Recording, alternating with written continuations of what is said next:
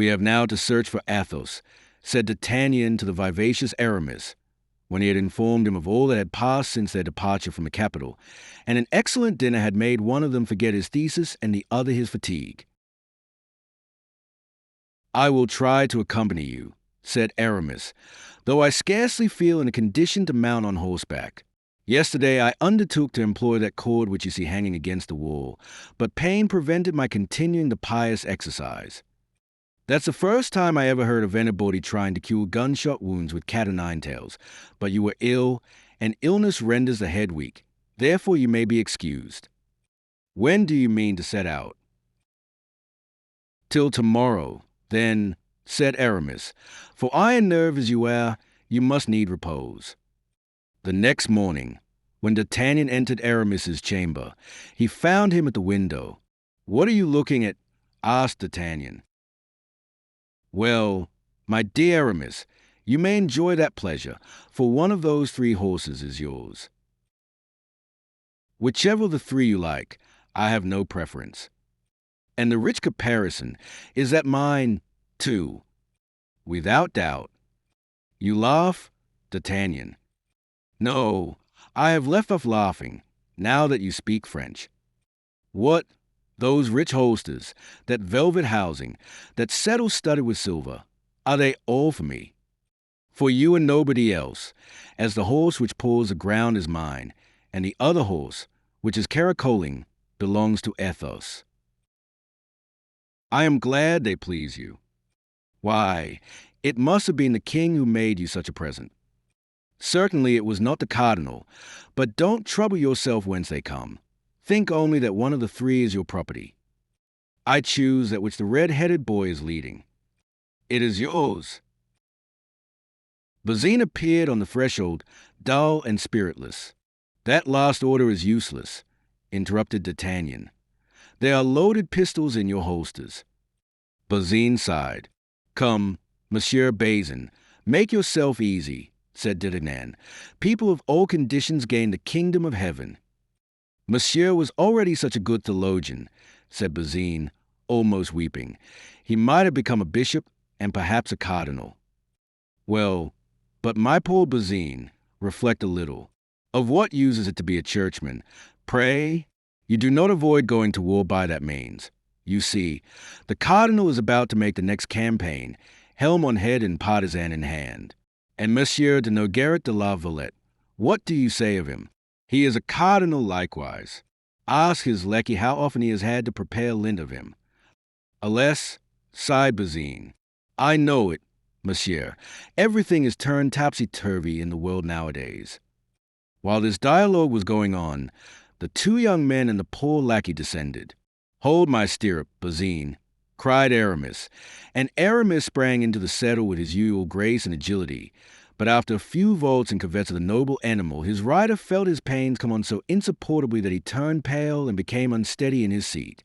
D'Artagnan, who, foreseeing such an event, had kept his eye on him, sprang toward him, caught him in his arms, and assisted him to his chamber. "That's all right, my dear Aramis, take care of yourself," said he. "I will go alone in search of Athos." "You are a man of brass," replied Aramis. Aramis smiled. "I will make verses," said he. "Yes, I dare say, verses perfumed with the odor of the billet from the attendant of Madame de Chevreuse. Teach Bazin prosody, that will console him. As to the horse, ride him a little every day, and that will accustom you to his maneuvers."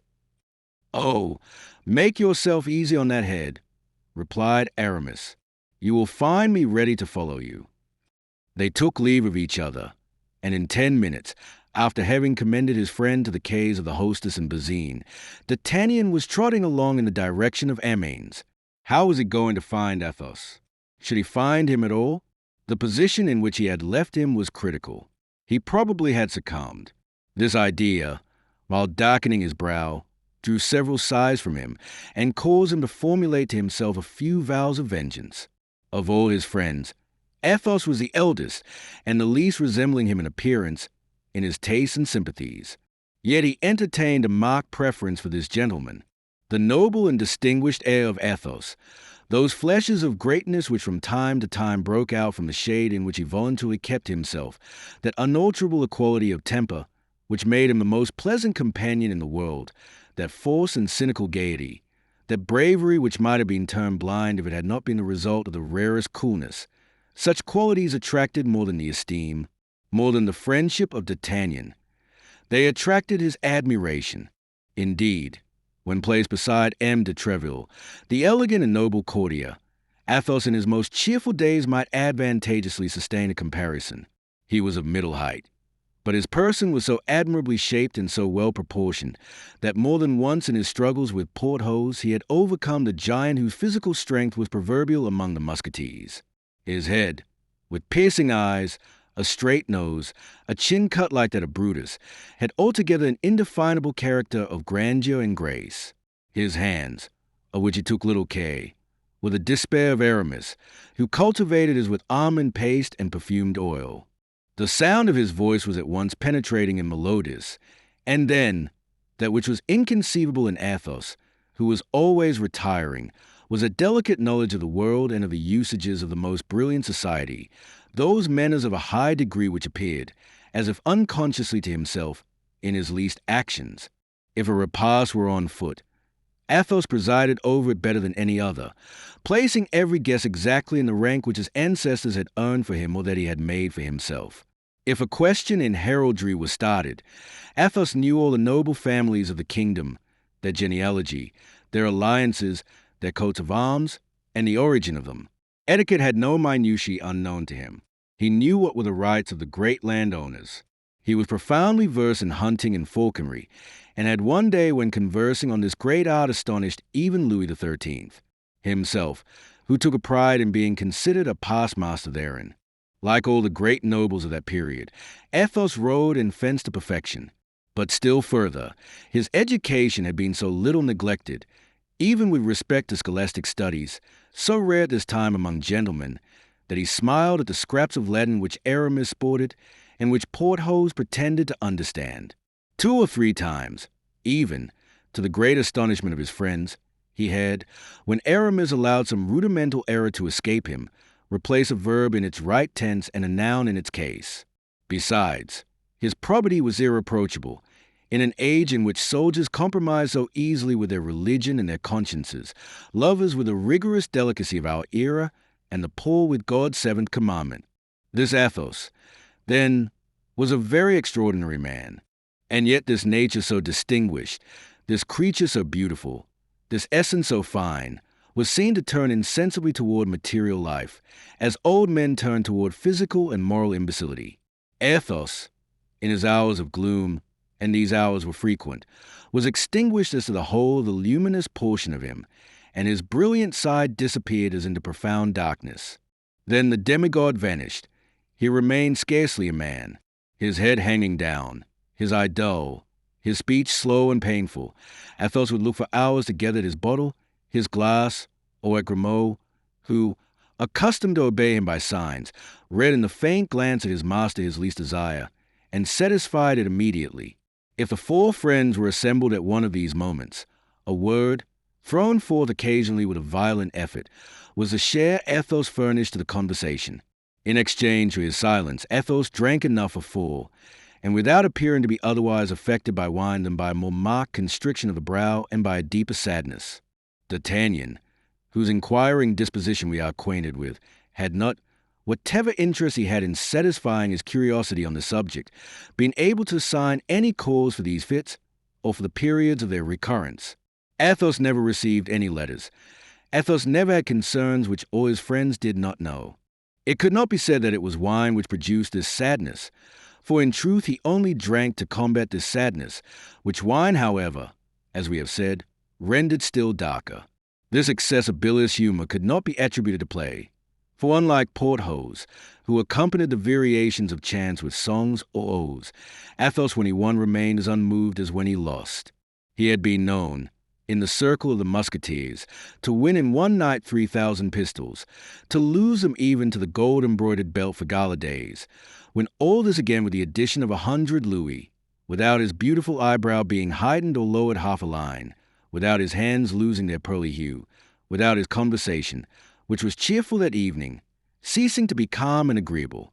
Neither was it, as with our neighbors, the English, an atmospheric influence which darkened his countenance, for the sadness generally became more intense toward the fine season of the year. June and July were the terrible months with Athos. For the present he had no anxiety. He shrugged his shoulders when people spoke of the future. His secret, then, was in the past, as had often been vaguely said to D'Artagnan. This mysterious shade, spread over his whole person, rendered still more interesting the man whose eyes or mouth, even in the most complete intoxication, had never revealed anything, however skillfully questions had been put to him. Well, thought D'Artagnan, poor Athos is perhaps at this moment dead, and dead by my fault, for it was I who dragged him into this affair, of which he did not know the origin, of which he is ignorant of the result, and from which he can derive no advantage. Without reckoning, monsieur, added Planchet to his master's audibly expressed reflections, that would perhaps owe our lives to him. Do you remember how he cried, "On, D'Artagnan, on, I am taken"? And when he had discharged his 2 pistols, what a terrible noise he made with his sword. One might have said that 20 men, or rather 20 mad devils, were fighting.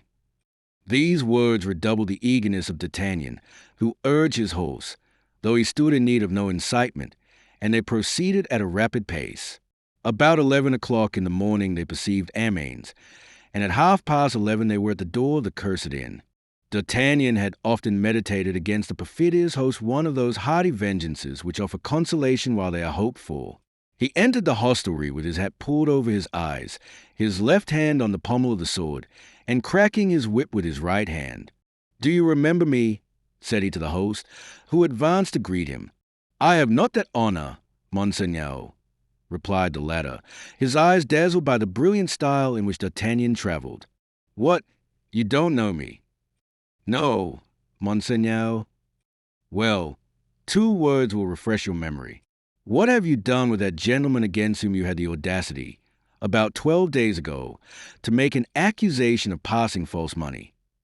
The host became as pale as death, for D'Artagnan had assumed a threatening attitude, and Planchet modeled himself after his master. "I, monseigneur, do not mention it," cried the host, in the most pitiable voice imaginable. "I, monseigneur, how dearly have I paid for that fault, unhappy wretch as I am! That gentleman, I say, what has become of him? Deign to listen to me, monseigneur, and be merciful. Sit down, in mercy." D'Artagnan, mute with anger and anxiety, took a seat in the threatening attitude of a judge. Planchet glared fiercely over the back of his armchair. "Here is the story, monseigneur," resumed the trembling host, "for I now recollect you. It was you who rode off at the moment I had that unfortunate difference with the gentleman you speak of. Yes, it was I, so you may plainly perceive that you have no mercy to expect if you do not tell me the whole truth. Condescend to listen to me, and you shall know all." "I listen." "I had been warned by the authorities that a celebrated coiner of bad money would arrive at my inn, with several of his companions, all disguised as guards or musketeers. Monseigneur, I was furnished with a description of your horses, your lackeys, your countenances. Nothing was omitted." Go on," said D'Artagnan, who quickly understood when such an exact description had come.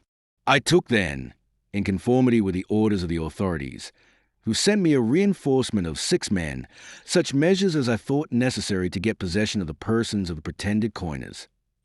"Again," said D'Artagnan, whose ears chafed terribly under the repetition of this word coiners. "Pardon me, monseigneur, for saying such things, but they form my excuse. The authorities had terrified me, and you know that an innkeeper must keep on good terms with the authorities."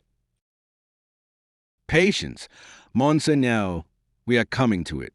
There happened then that which you know, and of which your precipitate departure," added the host, with an acuteness that did not escape D'Artagnan, "appeared to authorize the issue. That gentleman, your friend, defended himself desperately. His lackey, who, by an unforeseen piece of ill luck, had quarreled with the officers, disguised as stable lads. Miserable scoundrel, cried D'Artagnan. You were all in the plot, then, and I really don't know what prevents me from exterminating you all. Alas, Monseigneur, we were not in the plot, as you will soon see. Monsieur, your friend, pardon for not calling him by the honorable name which no doubt he bears, but we do not know that name. Monsieur, your friend, having disabled 2 men with his pistols, retreated fighting with his sword, with which he disabled one of my men, and stunned me with a blow of the flat side of it. You villain, will you finish? Cried D'Artagnan. Athos, what has become of Athos?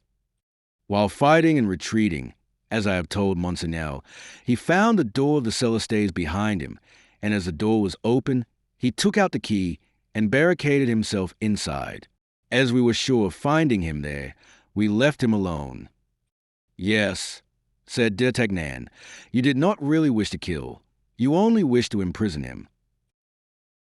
He told me he knew nothing about the matter, that the orders I had received did not come from him, and that if I had the audacity to mention his name as being concerned in this disturbance, he would have me hanged.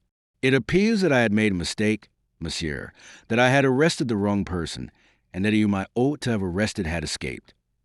But Athos, cried D'Artagnan, whose impatience was increased by the disregard of the authorities. Athos, where is he? As I was anxious to repair the wrongs I had done the prisoner, resumed the innkeeper, I took my way straight to the cellar in order to set him at liberty. Ah, monsieur, he was no longer a man. He was a devil. To my offer of liberty, he replied that it was nothing but a snare, and that before he came out he intended to impose his own conditions. I told him very humbly, for I could not conceal from myself the scrape I had got into by laying hands on one of His Majesty's musketeers. I told him I was quite ready to submit to his conditions. In the first place, said he, I wish my lackey placed with me, fully armed. We hastened to obey this order, for you will please to understand, monsieur, we were disposed to do everything your friend could desire. Monsieur Grimaud, he told us his name, although he does not talk much. Monsieur Grimaud, then, went down to the cellar, wounded as he was. Then his master, having admitted him, barricaded the door afresh, and ordered us to remain quietly in our own bower. But where's Athos now? Cried D'Artagnan. Where's Athos? In the cellar, monsieur. What, you scoundrel? Have you kept him in the cellar all this time? Then he is there. I shall find him there. Without doubt you will, monsieur. He persists in remaining there. We every day pass through the air hole some bread at the end of a fork, and some meat when he asks for it. But alas, it is not of bread and meat of which he makes the greatest consumption. I once endeavored to go down with 2 of my servants, but he flew into terrible rage. I heard the noise he made in loading his pistols, and his servant in loading his musketoon. Then, when we asked them what were their intentions, the master replied that he had 40 charges of fire, and that he and his lackey would fire to the last one before he would allow a single soul of us to set foot in the cellar. Upon this I went and complained to the governor, who replied that I only had what I deserved, and that it would teach me to insult honorable gentlemen who took up their abode in my house. So that since that time, replied D'Artagnan, totally unable to refrain from laughing at the pitiable face of the host. So from that time, monsieur, continued the latter, we have led the most miserable life imaginable, for you must know, monsieur, that all our provisions are in the cellar. There is our wine in bottles, and our wine in casks, the beer, the oil, and the spices, the bacon, and sausages. And as we are prevented from going down there, we are forced to refuse food and drink to the travelers who come to the house, so that our hostelry is daily going to ruin. If your friend remains another week in my cellar, I shall be a ruined man. And not more than justice, either, U.S., could you not perceive by our appearance that we were people of quality, and not coiners? Say? Yes, monsieur, you are right, said the host. But, hark, there he is. Somebody has disturbed him, without doubt, said D'Artagnan. But he must be disturbed, cried the host. He had 2 English gentlemen just arrived. Well, the English like good wine, as you may know, monsieur. These have asked for the best.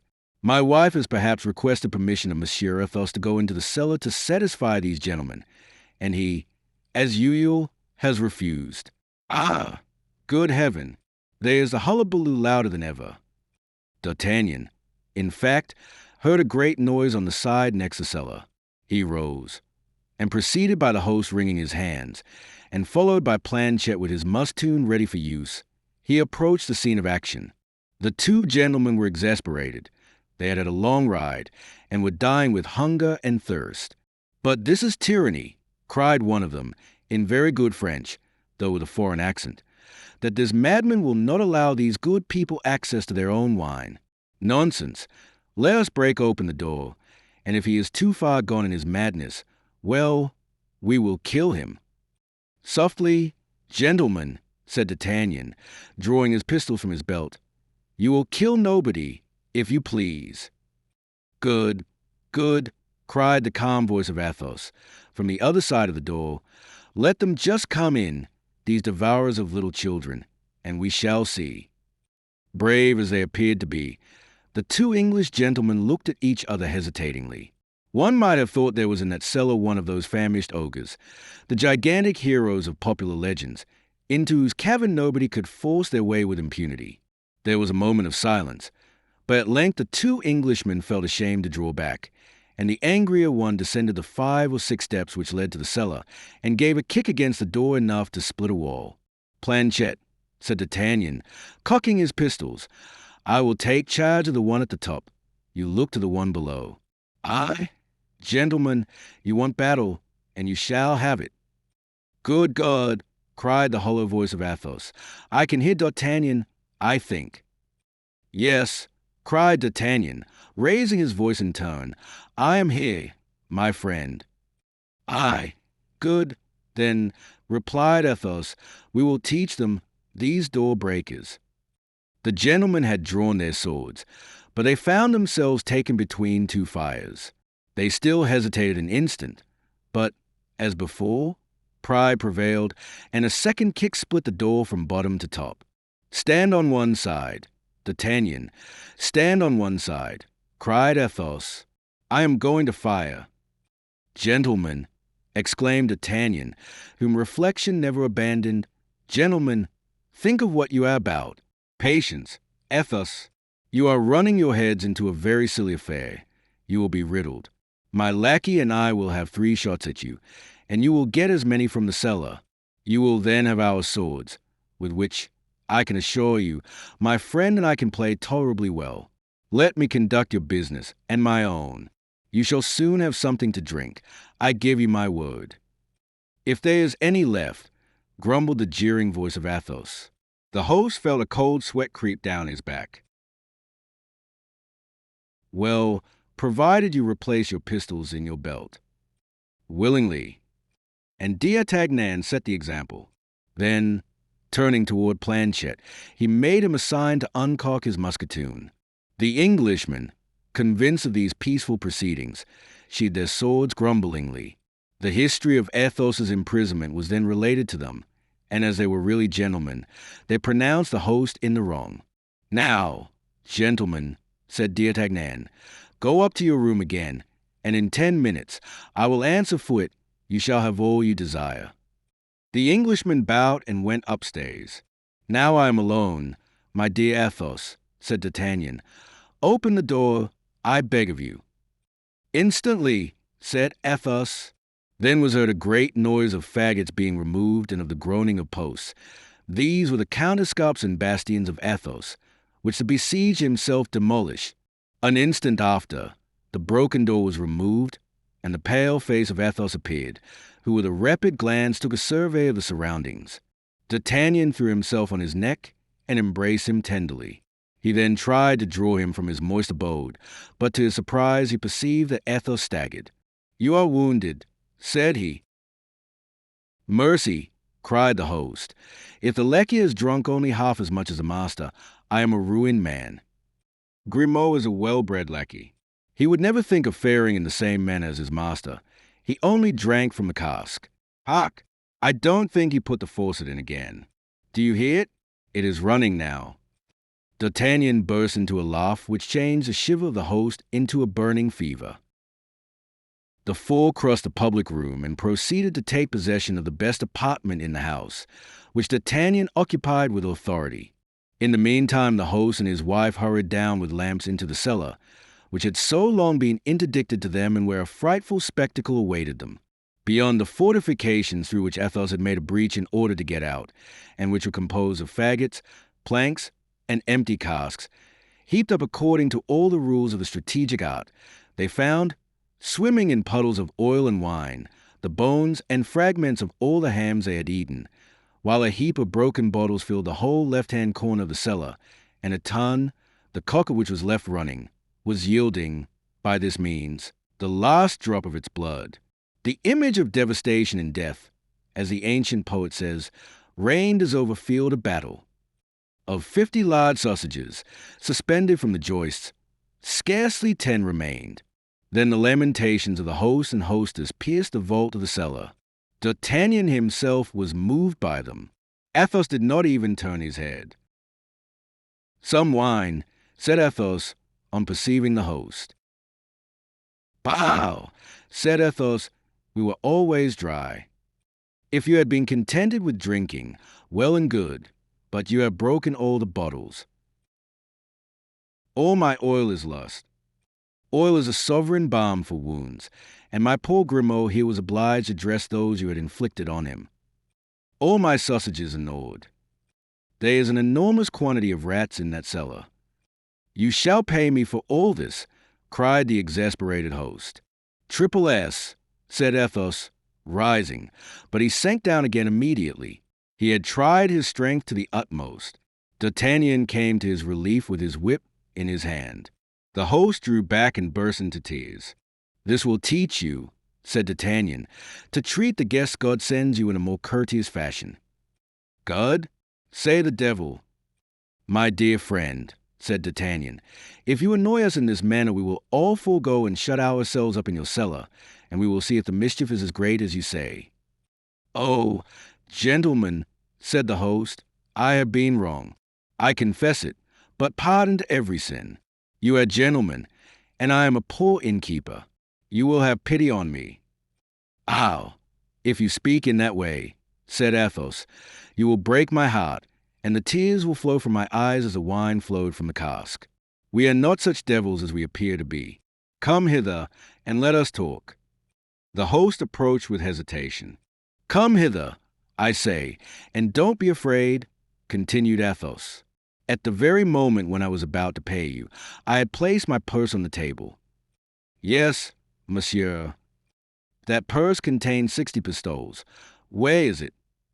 "Deposited with the justice. They said it was bad money." "Very well. Get me my purse back and keep the 60 pistoles." "But Monseigneur knows very well that justice never lets go that which it once lays hold of.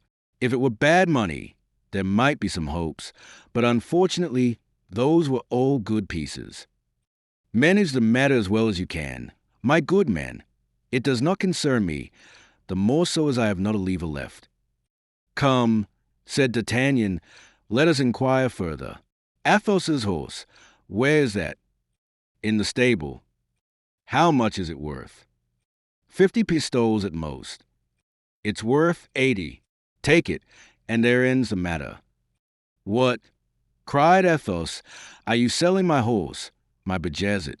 And pray upon what shall I make my campaign? Upon Grimaud?" "I have brought you another," said D'Artagnan. "Another? And a magnificent one," cried the host. "Well, since there is another finer and younger, why, you may take the old one, and let us drink." "What?" asked the host, quite cheerful again. "Some of that at the bottom, near the laughs. There are 25 bottles of it left.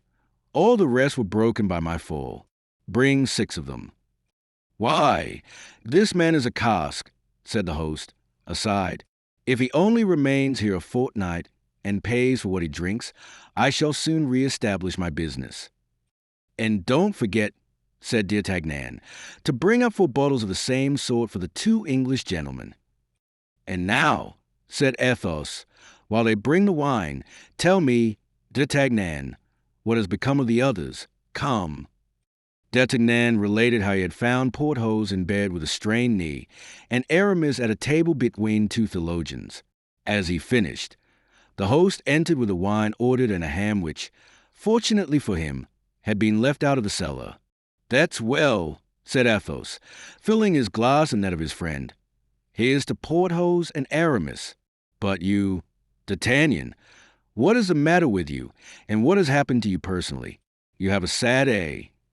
"Alas," said D'Artagnan, "it is because I am the most unfortunate." "Tell me." "Presently," said D'Artagnan. D'Artagnan related his adventure with Enemy Bonacieux.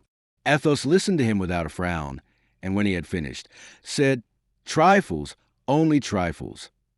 That was his favorite word.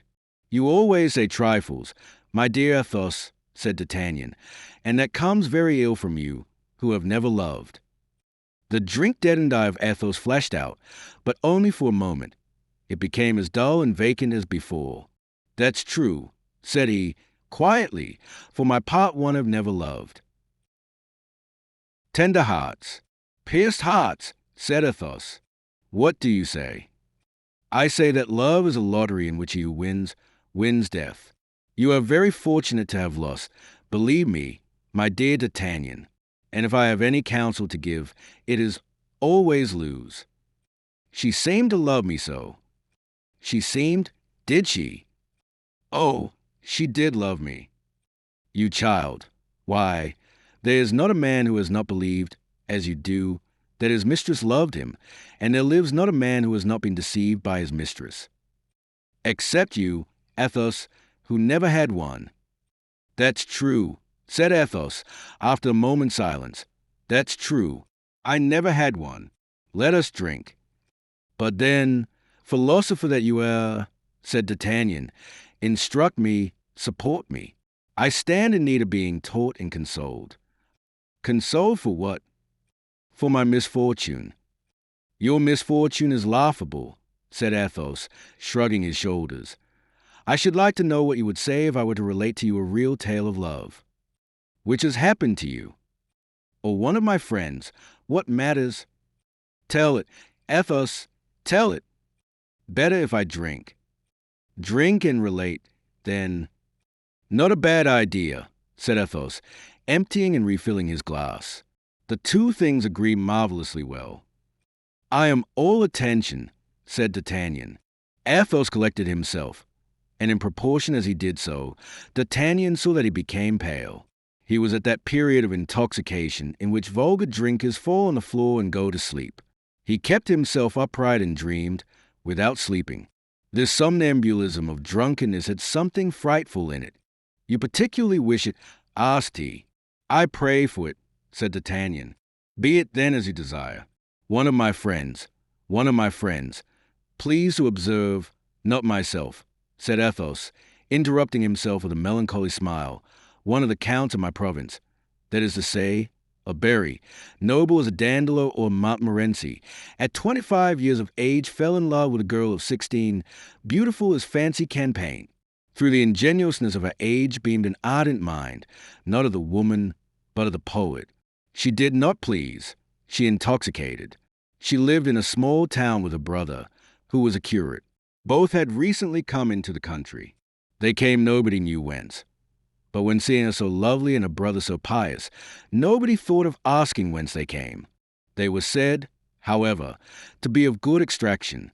My friend, who was seigneur of the country, might have seduced her, or taken her by force, at his will, for he was master, who would have come to the assistance of two strangers, two unknown persons. Unfortunately, he was an honorable man. He married her. The fool, the ass, the idiot. How so, if he loved her? Asked D'Artagnan. Wait, said Athos. He took her to his chateau, and made her the first lady in the province, and in justice it must be allowed that she supported her rank becomingly. Well, asked D'Artagnan. Well, one day when she was hunting with her husband, continued Athos, in a low voice, and speaking very quickly, she fell from her horse and fainted. The count flew to her to help, and as she appeared to be oppressed by her clothes, he ripped them open with his poniard, and in so doing laid bare her shoulder. "D'Artagnan," said Athos, with a maniacal burst of laughter, "guess what she had on her shoulder?" "How can I tell?" said D'Artagnan. "A fleur-de-lis," said Athos. "She was branded." Athos emptied at a single draught the glass he held in his hand. "Horror!" cried D'Artagnan. "What do you tell me?" "And what did the Count do?" The Count was of the highest nobility. He had on his estates the rights of high and low tribunals. He tore the dress of the Countess to pieces. He tied her hands behind her and hanged her on a tree. "Evans, Athos, a murder?" cried D'Artagnan.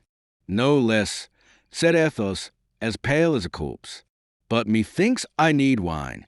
And he seized by the neck the last bottle that was left, put it to his mouth, and emptied it at a single draught, as he would have emptied an ordinary glass.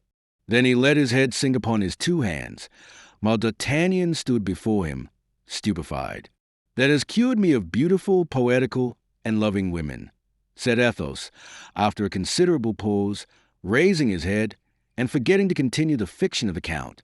"God grant you as much. Let us drink." "Then she is dead," stammered D'Artagnan. "Parbleu," said Athos, "but hold out your glass. Some ham, my boy, or we can't drink."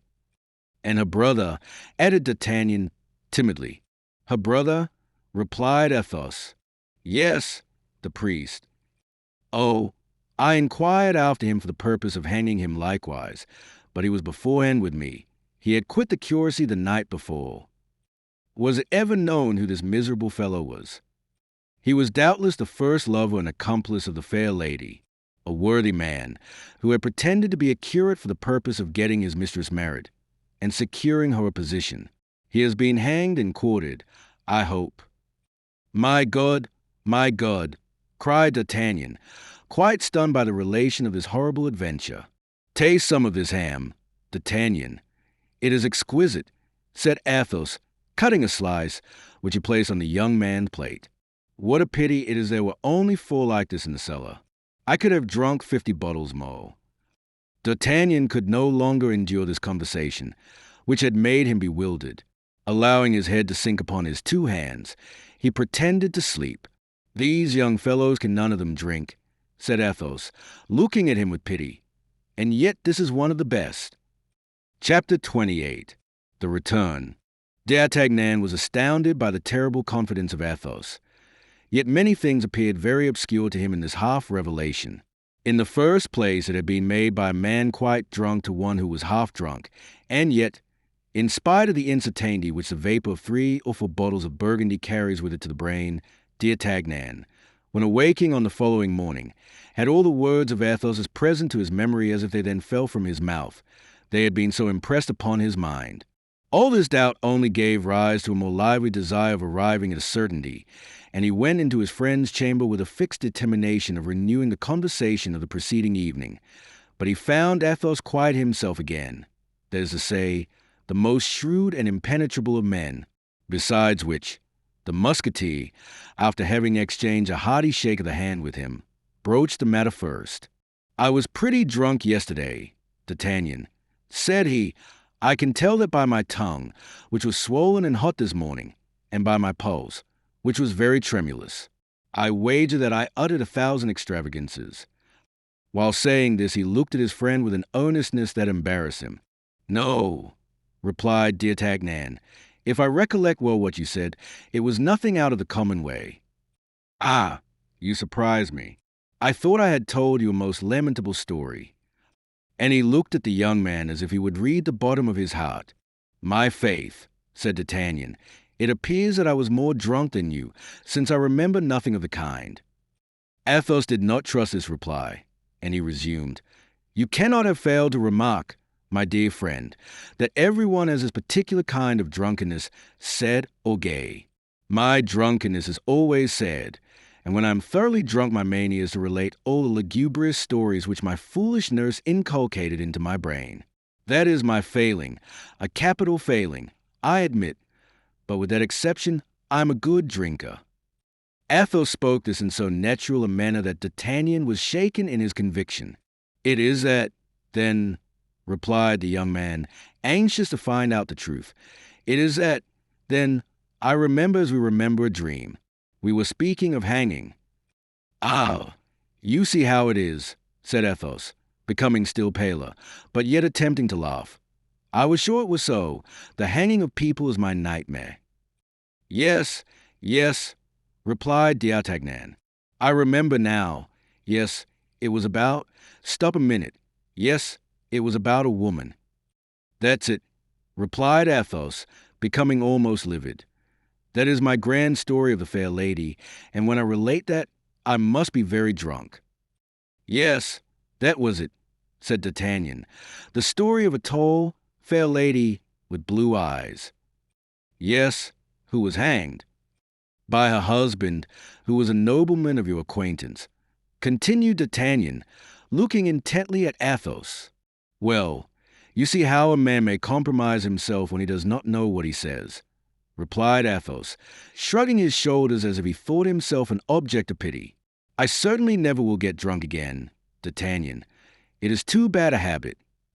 D'Artagnan remained silent, and then changing the conversation all at once, Athos said, By the by, I thank you for the horse you have brought me.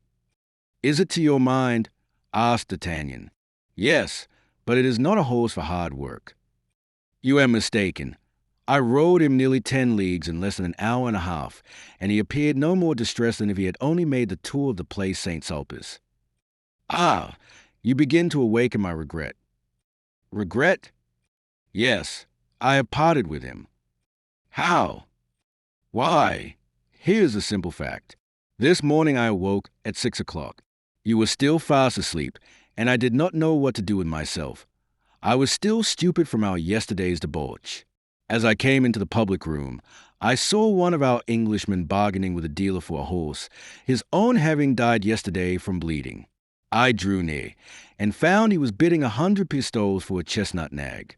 Pardieu, said I, my good gentleman, I have a horse to sell, too. And a very fine one. I saw him yesterday. Your friend's lackey was leading him. Do you think he is worth 100 pistoles? Yes. D'Artagnan looked much disconcerted. This vexes you, said Athos.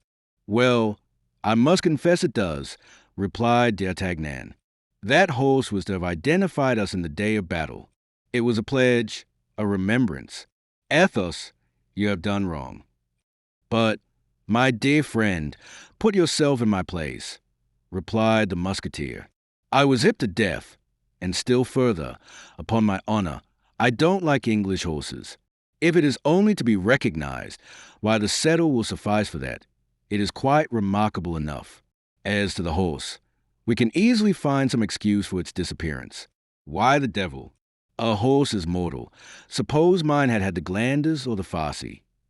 D'Artagnan did not smile. It vexes me greatly, continued Athos, that you attach so much importance to these animals, for I am not yet at the end of my story. What else have you done? After having lost my own horse, 9 against 10, see how near, I formed an idea of staking yours. Yes, but you stopped at the idea, I hope. No, for I put it in execution that very minute. And the consequence, said D'Artagnan, in great anxiety. I threw, and I lost. What? My horse? Your horse, 7 against 8, a point short. You know the proverb. Athos, you are not in your right senses, I swear. My dear lad, that was yesterday, when I was telling you silly stories.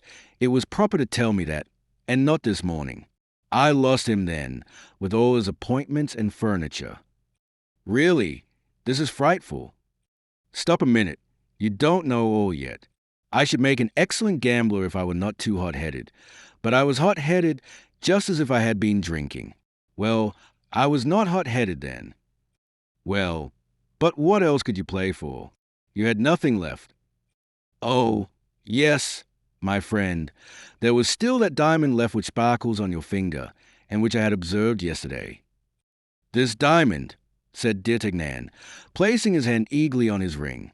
And as I am a connoisseur in such things, having had a few of my own once, I estimated it at 1,000 pistoles. I hope, said D'Artagnan, half dead with fright, you made no mention of my diamond. On the contrary, my dear friend, this diamond became our only resource, with it I might regain our horses and their harnesses, and even money to pay our expenses on the road. Athos, you make me tremble, cried D'Artagnan. I mentioned your diamond then to my adversary, who had likewise remarked it. What the devil, my day, do you think you can wear a star from heaven on your finger, and nobody observe it? Impossible. Go on, my dear fellow, said D'Artagnan, for upon my honor you will kill me with your indifference. We divided, then, this diamond into 10 parts of 100 pistoles each. You are laughing at me, and want to try me, said D'Artagnan, whom anger began to take by the hair, as Minerva takes Achilles in the Iliad. No, I do not jest, Mordieu. I should like to have seen you in my place.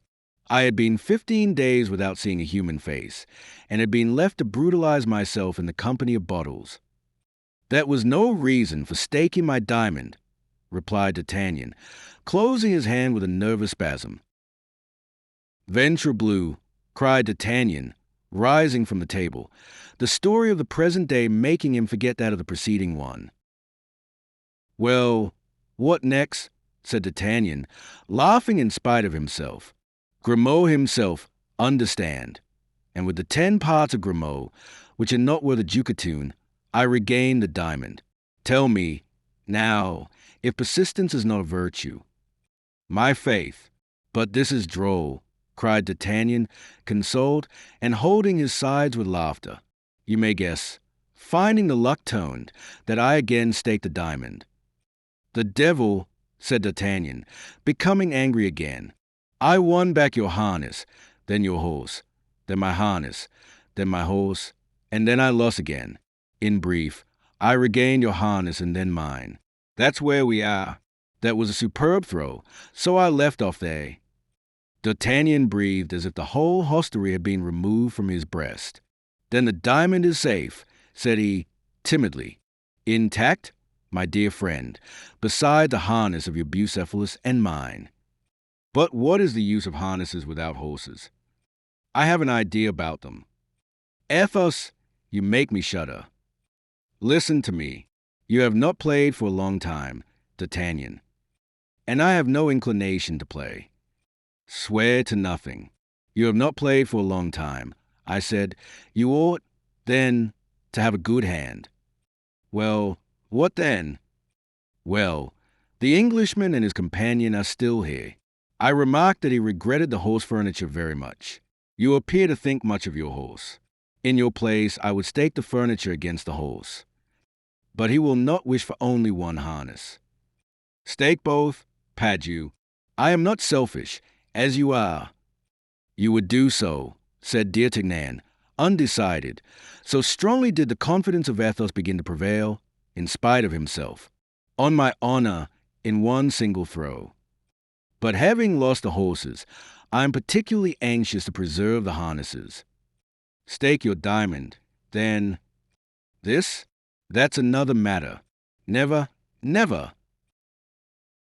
Decidedly, my dear Athos, said D'Artagnan, I should like better not to risk anything. That's a pity, said Athos, coolly. The Englishman is overflowing with pistoles. Good Lord, try one throw. One throw is soon made. And if I lose, you will win. But if I lose, well, you will surrender the harnesses. Have with you for one throw, said D'Artagnan. Athos went in quest of the Englishman, whom he found in the stable, examining the harnesses with a greedy eye. The opportunity was good. He proposed the conditions, the 2 harnesses, either against 1 horse or 100 pistoles. The Englishman calculated fast. The 2 harnesses were worth 300 pistoles. He consented. D'Artagnan threw the dice with a trembling hand, and turned up the number 3. His paleness terrified Athos, who, however, consented himself with saying, That's a sad throw. Comrade, you will have the horses fully equipped monsieur." The Englishman, quite triumphant, did not even give himself the trouble to shake the dice. He threw them on the table without looking at them, so sure was he of victory. D'Artagnan turned aside to conceal his ill humor. "Hold, hold, hold," said Athos, with his quiet tone. "That throw of the dice is extraordinary. I have not seen such a one 4 times in my life. 2 aces." The Englishman looked and was seized with astonishment. D'Artagnan looked and was seized with pleasure. "Yes," continued Athos, "4 times only. Once at the house of Monsieur Crequy, another time at my own house in the country, in my chateau when I had a chateau, a 3rd time at Monsieur de Treville's where it surprised us all, and the 4th time at a cabaret, where it fell to my lot, and where I lost 100 louis and a supper on it." "Then Monsieur takes his horse back again," said the Englishman. "Certainly," said D'Artagnan. "Then there's no revenge." "Our condition said, no revenge, you will please to recollect." "That is true. The horse shall be restored to your lackey, monsieur." "A moment," said Athos. "With your permission, monsieur, I wish to speak a word with my friend." "Say on." Athos drew D'Artagnan aside. "Well, Tempter, what more do you want with me?" said D'Artagnan. "You want me to throw again, do you not?" "No, I would wish you to reflect." "On what?" "You mean to take your horse." "Without doubt." "Yes." "Well, then, I repeat, you are wrong. What is the use of one horse for us 2? I could not ride behind. We should look like the 2 sons of Ammon, who had lost their brother. You cannot think of humiliating me by prancing along by my side on that magnificent charger. For my part, I should not hesitate a moment. I should take the 100 pistoles. We want money for our return to Paris. I am much attached to that horse, Athos. But how shall we get back?" "Pretty figures we shall cut on ponies, while Aramis and Porthos caracole on their steeds." "Aramis, Porthos," cried Athos, and laughed aloud. "What is it?" asked D'Artagnan, who did not at all comprehend the hilarity of his friend. "Nothing, nothing. Go on." "Your advice, then?" "To take the 100 pistoles, D'Artagnan. With the 100 pistoles we can live well to the end of the month. We have undergone a great deal of fatigue, remember, and a little rest will do no harm." "I rest? Oh, no, Athos. Once in Paris, I shall prosecute my search for that unfortunate woman." "Well, you may be assured that your horse will not be half so serviceable to you for that purpose as good golden louis. Take the 100 pistoles. My friend, take the 100 pistoles." D'Artagnan only required one reason to be satisfied. This last reason appeared convincing. Besides, he feared that by resisting longer he should appear selfish in the eyes of Athos. He acquiesced, therefore, and chose 100 pistols, which the Englishman paid down on the spot. They then determined to depart. Peace with the landlord, in addition to Athos's old horse, cost 6 pistoles. D'Artagnan and Athos took the nags of Planchet and Grimaud, and the 2 lackeys started on foot, carrying the saddles on their heads. However, our 2 friends were mounted, they were soon far in advance of their servants, and arrived at Crèvecoeur. From a distance they perceived Aramis, seated in a melancholy manner at his window, looking out, like Sister Anne, at the dust in the horizon. "Hola, Aramis, what the devil are you doing there?" cried the 2 friends. "Aye, is that you, D'Artagnan, and you, Athos?" said the young man. "I was reflecting upon the rapidity with which the blessings of this world leave us. My English horse, which has just disappeared amid a cloud of dust, has furnished me with a living image of the fragility of the things of the earth. Life itself may be resolved into 3 words, erit, ist, fut." "Which means," said D'Artagnan, who began to suspect the truth, "which means that I have just been duped. 60 louis for a horse which by the manner of his gait can do at least 5 leagues an hour." D'Artagnan and Athos laughed aloud. "My dear D'Artagnan," said Aramis, "don't be too angry with me, I beg. Necessity has no law. The Besides, I am the person punished, as that rascally horse dealer has robbed me of 50 louis, at least. Ah, you fellows are good managers. You ride on our lackeys' horses, and have your own gallant steeds led along carefully by hand at short stages.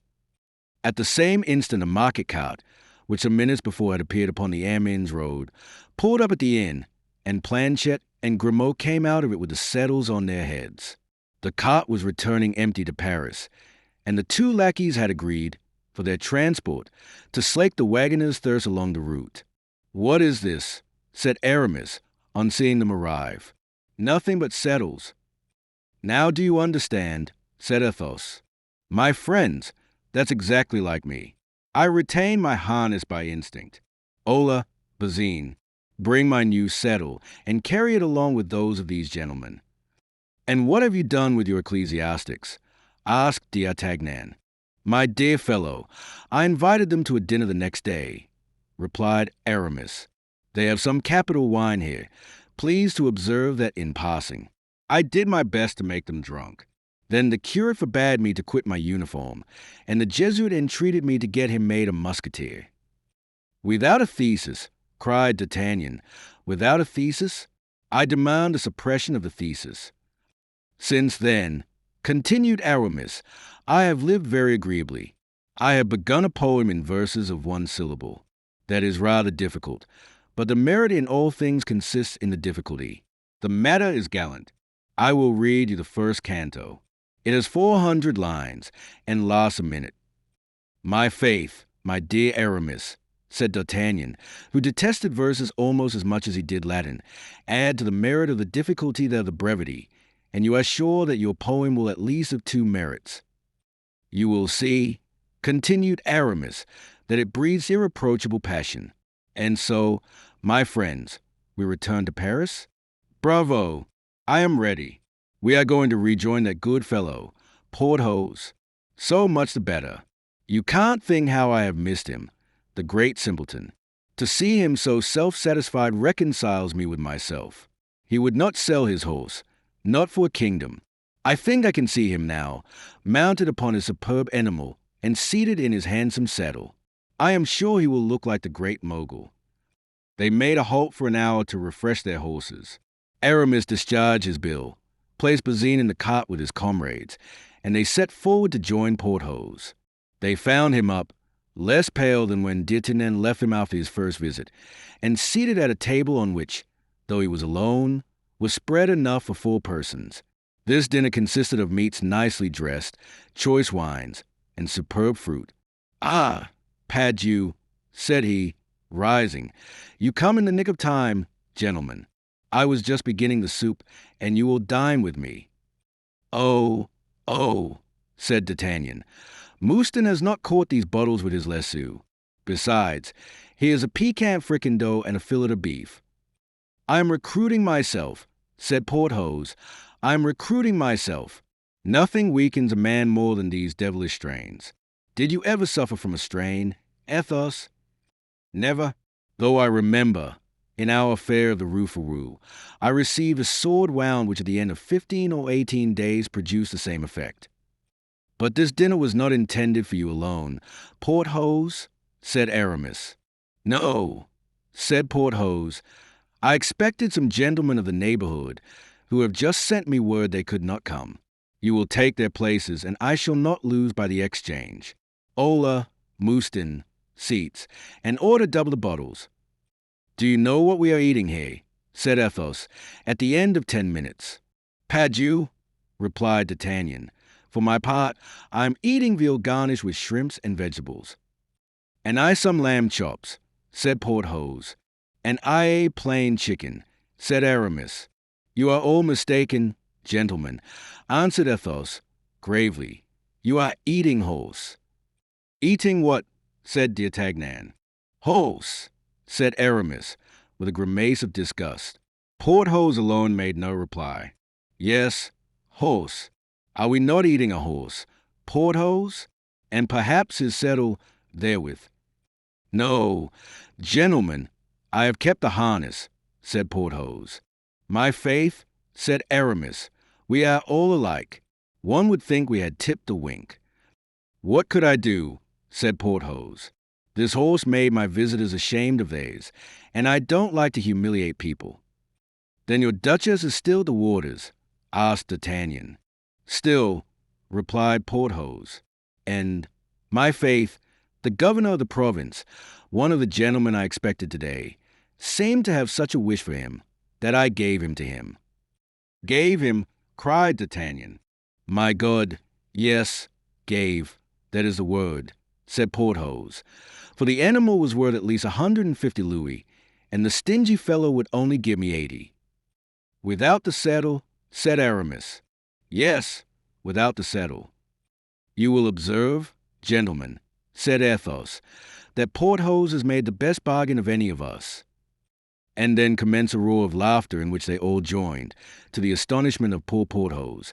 But when he was informed of the cause of their hilarity, he shared it vociferously according to his custom. "There is one comfort, we are all in cash," said D'Artagnan.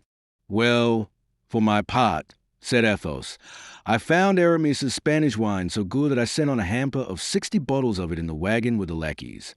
That has weakened my purse." "And I," said Aramis, "imagine that I had given almost my last sou to the Church of Mont de Dieu and the Jesuits of Amiens, with whom I had made engagements which I ought to have kept.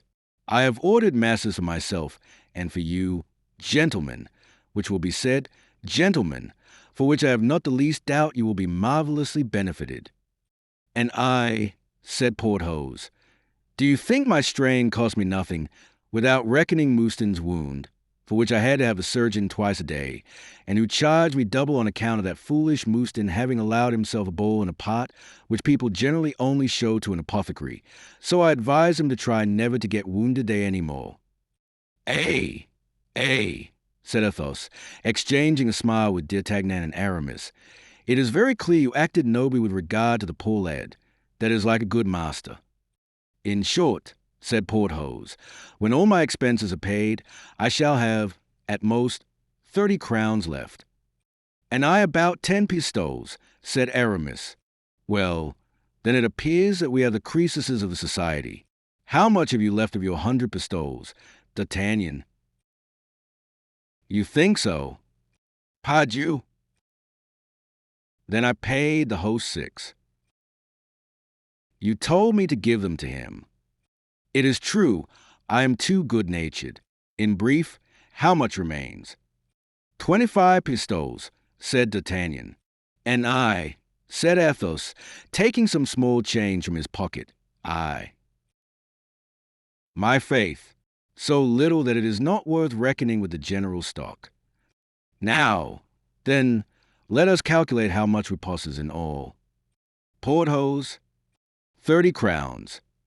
Aramis, 10 pistoles. And you, D'Artagnan, 25. That makes in all," said Athos, 475 livres, said D'Artagnan, who reckoned like Archimedes. "On our arrival in Paris, we shall still have 400, besides the harnesses," said Porthos. "But our troop horses," said Aramis. "Well, of the 4 horses of our lackeys we will make 2 for the masters, for which we will draw lots. With the 400 livres we will make the half of one for one of the unmounted, and then we will give the turnings out of our pockets to D'Artagnan, who has a steady hand, and will go and play in the first gaming house we come to. There! Let us dine, then," said Porthos. "It is getting cold." The friends, at ease with regard to the future, did honor to the repast, the remains of which were abandoned to Mouston, Bazin, Planchet, and Grimaud. On arriving in Paris, D'Artagnan found a letter from M. de Treville, which informed him that, at his request, the king had promised that he should enter the company of the musketeers. As this was the height of D'Artagnan's worldly ambition, apart, be it well understood, from his desire of finding Enemy Bonacieux, he ran, full of joy, to seek his comrades, whom he had left only half an hour before, but whom he found very sad and deeply preoccupied. They were assembled in council at the residence of Athos, which always indicated an event of some gravity. M. de Treville had intimated to them His Majesty's fixed intention to open the campaign on the 1st of May, and they must immediately prepare their outfits. The four philosophers looked at one another in a state of bewilderment. De Treville never jest in matters relating to discipline. "And what do you reckon your outfit will cost?" said D'Artagnan. 4 times 15 makes 60, 6,000 livres, said Athos. "It seems to me," said D'Artagnan, "with 1,000 livres each, I do not speak as a Spartan, but as a procurator." This word procurator roused Porthos. "Stop," said he, "I have an idea." "Well, that's something, for I have not the shadow of one," said Athos coolly. But as a D'Artagnan, gentleman, the idea belonging to ours has driven him out of his senses. 1,000 livres. For my part, I declare I want 2,000. 4 times 2 makes 8. Then said Aramis, "It is 8,000 that we want to complete our outfits, toward which, it is true, we have already the saddles." "Besides," said Athos, waiting till D'Artagnan, who went to thank Monsieur de Treville, had shut the door. "Besides, there is that beautiful ring which beams from the finger of our friend." "What the devil! D'Artagnan is too good a comrade to leave his brothers in embarrassment while he weighs the ransom of a king on his finger." Chapter 29. Hunting for the equipments. The most preoccupied of the four friends was certainly D'Artagnan, although he, in his quality of guardsman, would be much more easily equipped than Messrs the Musketeers, who were all of high rank, but our Gascon cadet was, as may have been observed, of a provident and almost avaricious character, and with that explained the contradiction, so vain as almost to rival Porthos. To this preoccupation of his vanity, D'Artagnan at this moment joined an uneasiness much less selfish. Notwithstanding all his inquiries respecting Emily Bonacieux, he could obtain no intelligence of her. M. de Treville had spoken of her to the Queen. The Queen was ignorant where the mercer's young wife was, but had promised to have a sought for, but this promise was very vague and did not at all reassure D'Artagnan. Athos did not leave his chamber. He made up his mind not to take a single step to equip himself. "We have still 15 days before us," said he to his friends. "Well, if at the end of a fortnight I have found nothing, or rather if nothing has come to find me, as I, too good a Catholic to kill myself with a pistol bullet, I will seek a good quarrel with 4 of his Eminence's guards or with 8 Englishmen, and I will fight until one of them has killed me, which, considering the number, cannot fail to happen. It will then be said of me that I died for the king, so that I shall have performed my duty without the expense of an outfit." Porthos continued to walk about with his hands behind him, tossing his head and repeating, "I shall follow up on my idea." Aramis, anxious and negligently dressed, said nothing. It may be seen by these disastrous details that desolation reigned in the community. The lackeys, on their part, like the coursers of Hippolytus, shared the sadness of their masters. Mouston collected a store of crusts. Bazin, who had always been inclined to devotion, never quit the churches. Planchet watched the flight of flies. And Grimaud, whom the general distress could not induce to break the silence imposed by his master, heaved sighs enough to soften the stones. The 3 friends, for, as we have said, Athos had sworn not to stir a foot to equip himself, went out early in the morning, and returned late at night. They wandered about the streets, looking at the pavement as if to see whether the passengers had not left a post behind them. They might have been supposed to be following tracks, so observant were they wherever they went. When they met, they looked desolately at one another, as much as to say, "Have you found anything?" However, as Porthos had first found an idea, and had thought of it earnestly afterward, he was the first to act. He was a man of execution, this worthy Porthos. D'Artagnan perceived him one day walking toward the church of St. Leu, and followed him instinctively. He entered, after having twisted his mustache and elongated his imperial, which always announced on his part the most triumphant resolutions. As D'Artagnan took some precautions to conceal himself, Porthos believed he had not been seen. D'Artagnan entered behind him. Porthos went and leaned against the side of a pillar. D'Artagnan, still unperceived, supported himself against the other side. There happened to be a sermon, which made the church very full people. Porthos took advantage of this circumstance to ogle the women. Thanks to the caves of Mouston, the exterior was far from announcing the distress of the interior. His hat was a little napless, his feather was a little faded, his gold lace was a little tarnished, his laces were a trifle frayed. But in the obscurity of the church these things were not seen, and Porthos was still the handsome Porthos. D'Artagnan observed, on the bench nearest the pillar against which Porthos leaned, a sort of ripe beauty, rather yellow and rather dry, but erect and haughty under her black hood. The eyes of Porthos were furtively cast upon this lady, and then roved about at large over the nave. On her side the lady, who from time to time blushed, darted with the rapidity of lightning a glance toward the inconstant Porthos, and then immediately the eyes of Porthos wandered anxiously. It was plain that this mode of proceeding piqued the lady in the black hood, for she bit her lips till they bled, scratched the end of her nose, and could not sit still in her seat. Porthos, seeing this, retwisted his mustache, elongated his imperial a second time, and began to make signals to a beautiful lady who was near the choir, and who not only was a beautiful lady, but still further, no doubt, a great lady, for she had behind her a Negro boy who had brought the cushion on which he knelt, and a female servant who held the emblazoned bag in which was placed a book from which he read the Mass. The lady with the black hood followed through all their wanderings the looks of Porthos, and perceived that they rested upon the lady with the velvet cushion, the little Negro, and the maidservant. During this time Porthos played close. It was almost imperceptible motions of his eyes, fingers placed upon the lips, little assassinating smiles, which really did assassinate the disdained beauty. Then she cried, "Ahum," under cover of the mea culpa, striking her breast so vigorously that everybody, even the lady with the red cushion, turned round toward her. Porthos paid no attention. Nevertheless, he understood it all, but was deaf.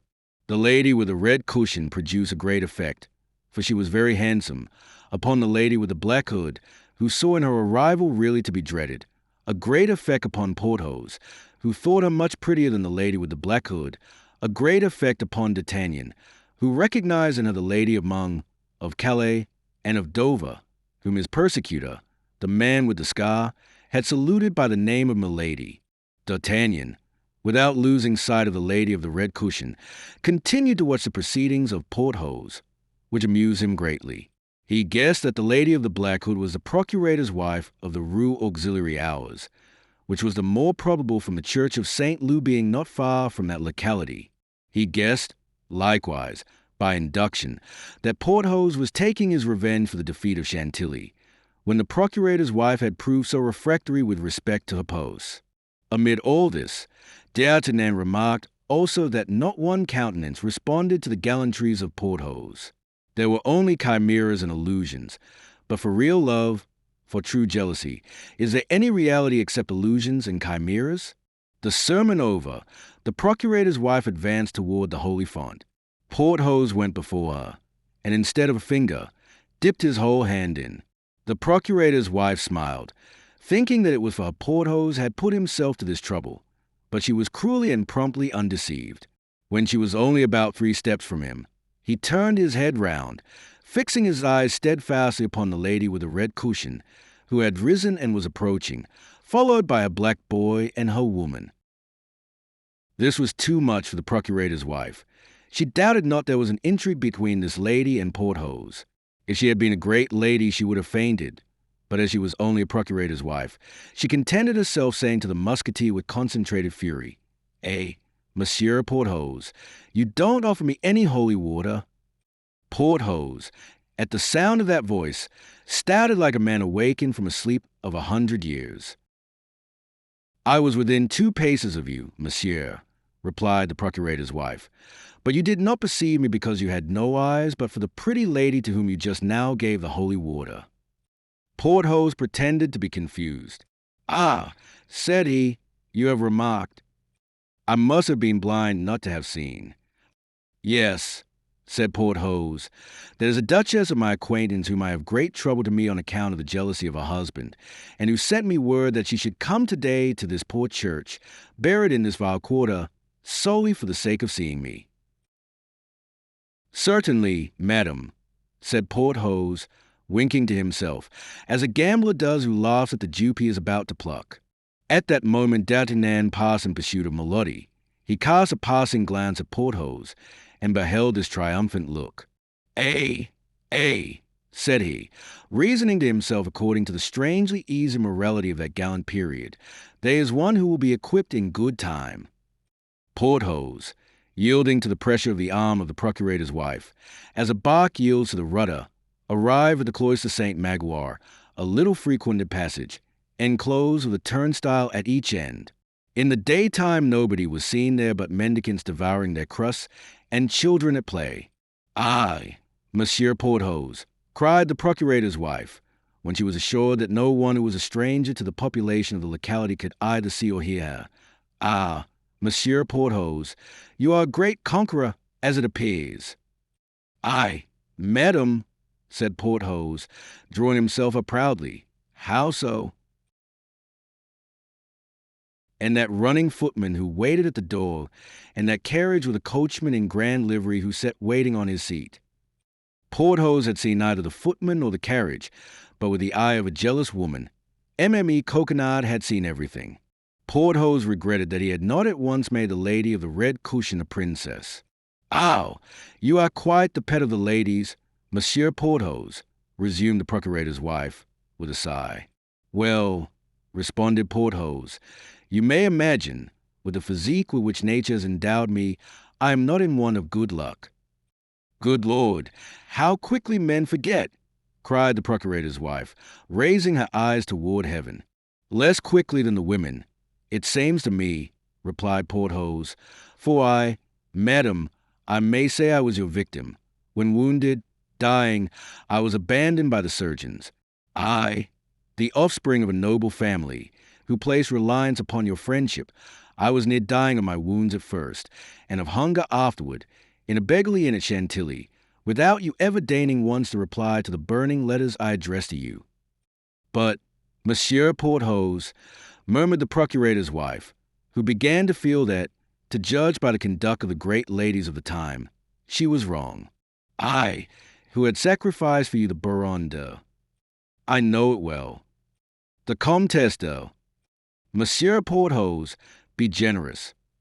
"You are right, madam, and I will not finish. But it was my husband who would not hear of lending." "Madame Coquenard," said Porthos, "remember the first letter you wrote me, and which I preserve engraved in my memory." The procurator's wife uttered a groan. "Besides," said she, "the sum you required me to borrow was rather large." "Madame Coquenard, I gave you the preference. I had but to write to the Duchess, but I won't repeat her name, for I am incapable of compromising a woman. But this I know, that I had but to write to her and she would have sent me 1,500. The procurator's wife shed a tear. "Monsieur Porthos," said she, "I can assure you that you have severely punished me, and if in the time to come you should find yourself in a similar situation, you have but to apply to me." "Fie, madam, fie," said Porthos, as if disgusted. "Let us not talk about money, if you please. It is humiliating."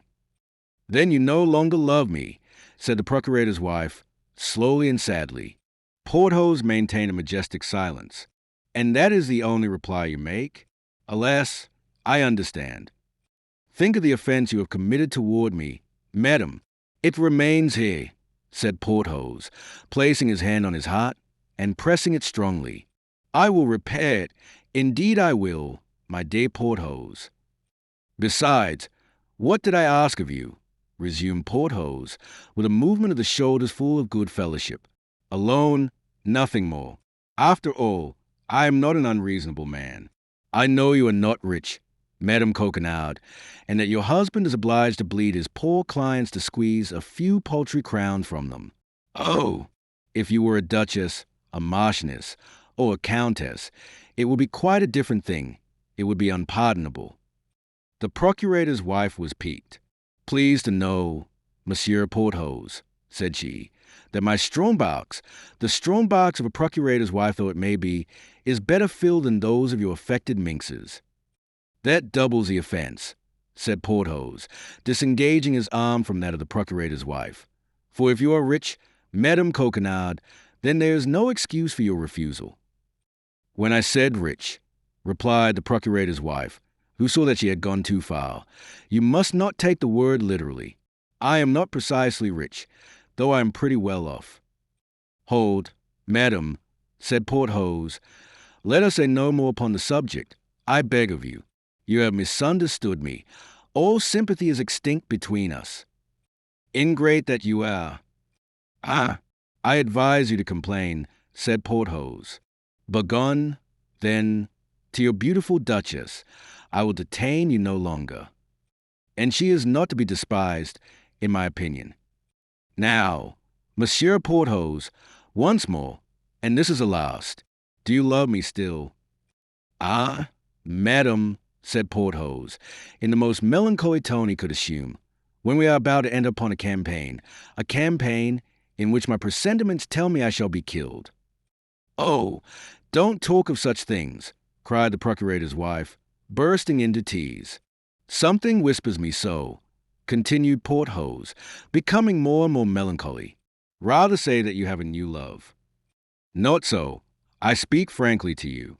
No object affects me, and I even feel here, at the bottom of my heart, something which speaks for you. But in 15 days, as you know, or as you do not know, this fatal campaign is to open. I shall be fearfully preoccupied with my outfit.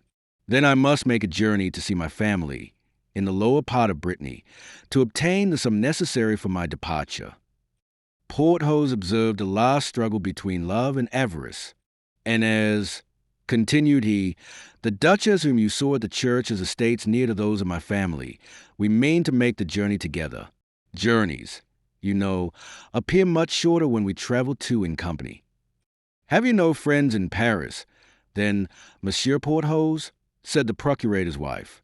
I thought I had, said Porthos, resuming his melancholy air, but I have been taught my mistake.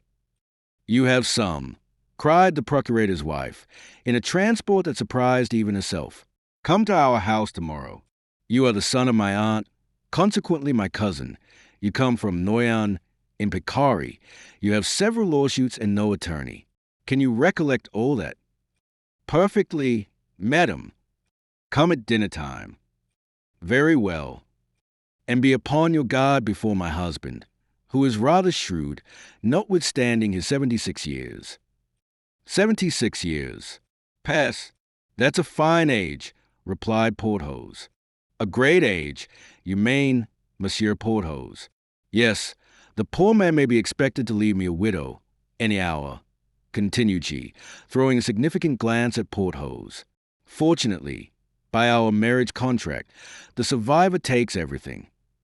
Oh, yes, oh, you are a woman of precaution, I see, my dear Madame Coquenard, said Porthos, squeezing the hand of the procurator's wife tenderly. We are then reconciled, dear Monsieur Porthos, said she, simpering. For life, replied Porthos in the same manner. Till we meet again, then, dear traitor. Till we meet again, my forgetful charmer. Tomorrow, my angel. Tomorrow, flame of my life. Chapter 30. D'Artagnan and the Englishman. D'Artagnan followed Milady without being perceived by her. He saw her get into a carriage, and heard her order the coachman to drive to Saint-Germain. It was useless to try to keep pace on foot with a carriage drawn by two powerful horses. D'Artagnan therefore returned to the Rue Férou. In the Rue de Seine he met Planchet, who had stopped before the house of a pastry cook, and was contemplating with ecstasy a cake of the most appetizing appearance. He ordered him to go and saddle two horses in M. de Treville's stables, one for himself, D'Artagnan, and one for Planchet, and bring them to Athos's place. Once for all, Treville had placed his stable at D'Artagnan's service.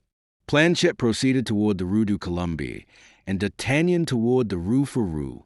Athos was at home, emptying sadly a bottle of the famous Spanish wine he had brought back with him from his journey into Picardy. He made a sign for Grimaud to bring a glass for D'Artagnan, and Grimaud obeyed as usual. D'Artagnan related to Athos all that had passed at the church between Porthos and the procurator's wife, and how their comrade was probably by that time in a fair way to be equipped. As for me, replied Athos to this recital, I am quite at my ease. It will not be women that will defray the expense of my outfit. Handsome, well-bred, noble lord as you are, My dear Athos, neither princesses nor queens will be secure from your amorous solicitations."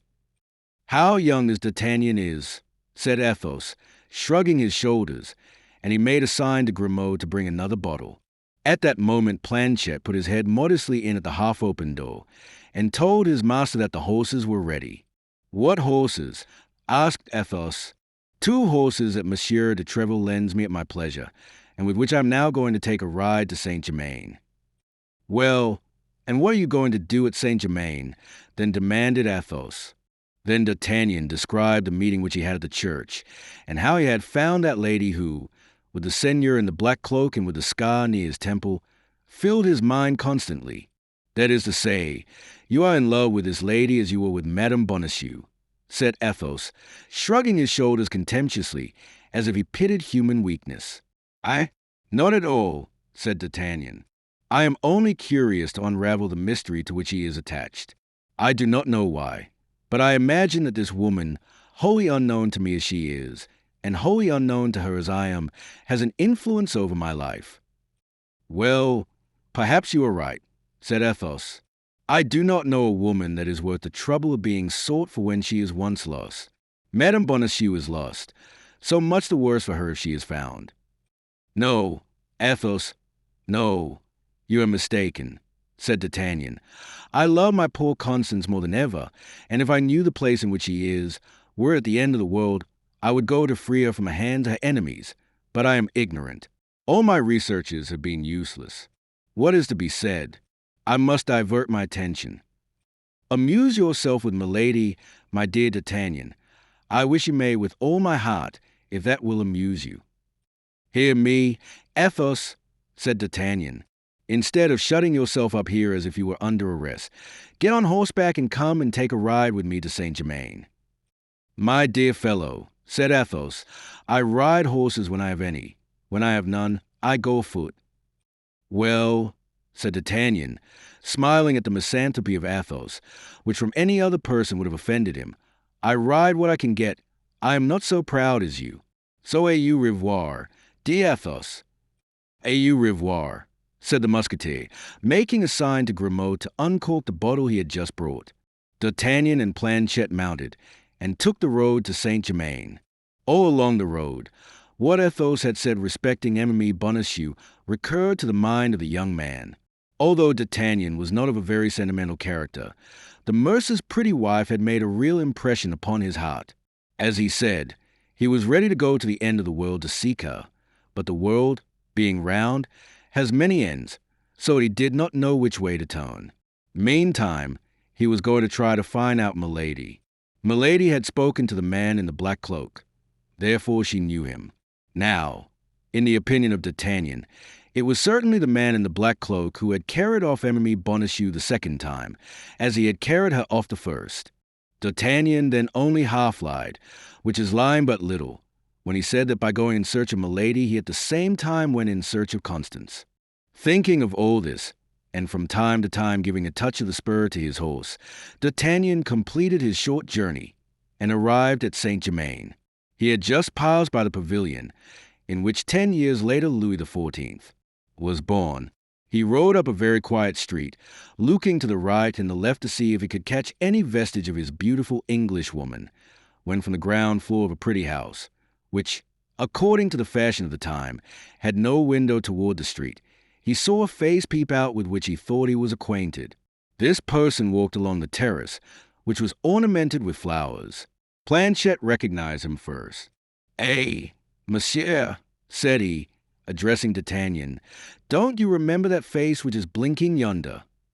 "No," said D'Artagnan, "and yet I am certain it is not the first time I have seen that visage." "Parbleu, I believe it is not," said Planchet. "Why, it is Paul Lubin, the lackey of the Comte de Wardes, he whom you took such good care of a month ago at Calais, on the road to the governor's country house." "So it is," said D'Artagnan. "I know him now. Do you think he would recollect you?" "My faith, monsieur, he was in such trouble that I doubt if he can have retained a very clear recollection of me." "Well, go and talk with the boy," said D'Artagnan, "and make out if you can from his conversation whether his master is dead." Planchet dismounted and went straight up to Lubin, who did not at all remember him, and the two lackeys began to chat with the best understanding possible, while D'Artagnan turned the two horses into a lane, went round the house, and came back to watch the conference from behind a hedge of filberts.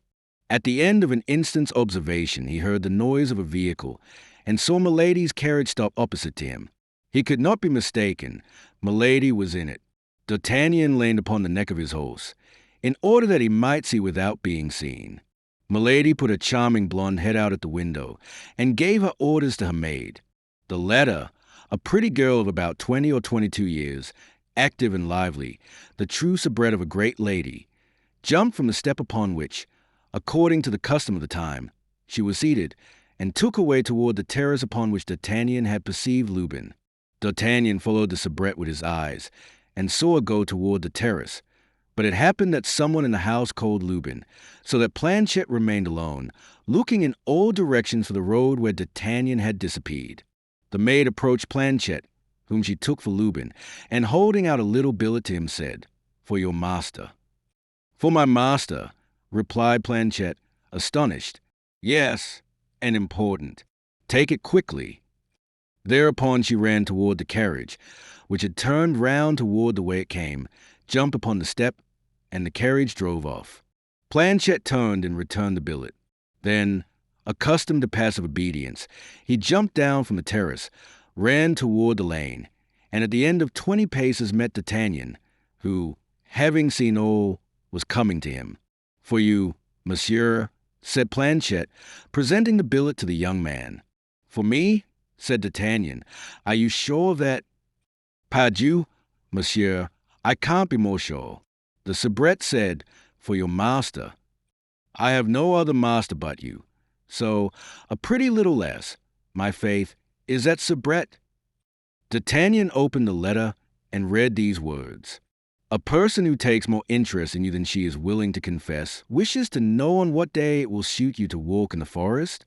Tomorrow, at the Hotel Field of the Cloth of Gold, a lackey in black and red will wait for your reply." "Oh," said D'Artagnan, "this is rather warm. It appears that Milady and I are anxious about the health of the same person. Well, Planchet, how is the good Monsieur de Wardes? He is not dead, then?" "No, monsieur. He is as well as a man can be with 4 sword wounds in his body. For you, without question, inflicted for upon the dear gentleman, and he is still very weak, having lost almost all his blood. As I said, monsieur, Lubin did not know me, and told me our adventure from one end to the other." "Well done.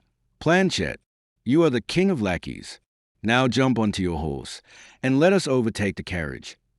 This did not take long. At the end of 5 minutes, they perceived the carriage drawn up by the roadside. A cavalier, richly dressed, was close to the door. The conversation between Milady and the cavalier was so animated that D'Artagnan stopped on the other side of the carriage without anyone but the pretty soubrette perceiving his presence. The conversation took place in English, a language which D'Artagnan could not understand, but by the accent the young man plainly saw that the beautiful English woman was in a great rage. She terminated it by an action which left no doubt as to the nature of this conversation. This was a blow with a fan, applied with such force that the little feminine weapon flew into 1,000 pieces. The cavalier laughed aloud, which appeared to exasperate Milady still more. D'Artagnan thought this was a moment to interfere. He approached the other door, and taking off his hat respectfully, said, "Madam, will you permit me to offer you my services? It appears to me that this cavalier has made you very angry. Speak one word, madam, and I take upon myself to punish him for his want of courtesy." At the first word Milady turned, looking at the young man with astonishment, and when he had finished, she said in very good French, "Monsieur, I should with great confidence place myself under your protection if the person with whom I quarrel were not my brother." "Ah, excuse me, then," said D'Artagnan. "You must be aware that I was ignorant of that. Madam, what is that stupid fellow troubling himself about?" cried the cavalier whom Milady had designated as a brother, stooping down to the height of the coach window. "Why does not he go about his business?" "Stupid fellow yourself," said D'Artagnan, stooping in his turn on the neck of his horse, and answering on his side through the carriage window. "I do not go on because it pleases me to stop here." The cavalier addressed some words in English to his sister. "I speak to you in French," said D'Artagnan. "Be kind enough, then, to reply to me in the same language. You are Madame's brother. I learn. Be it so, but fortunately you are not mine." It might be thought that Milady, timid as women are in general, would have interposed in this commencement of mutual provocations in order to prevent the quarrel from going too far.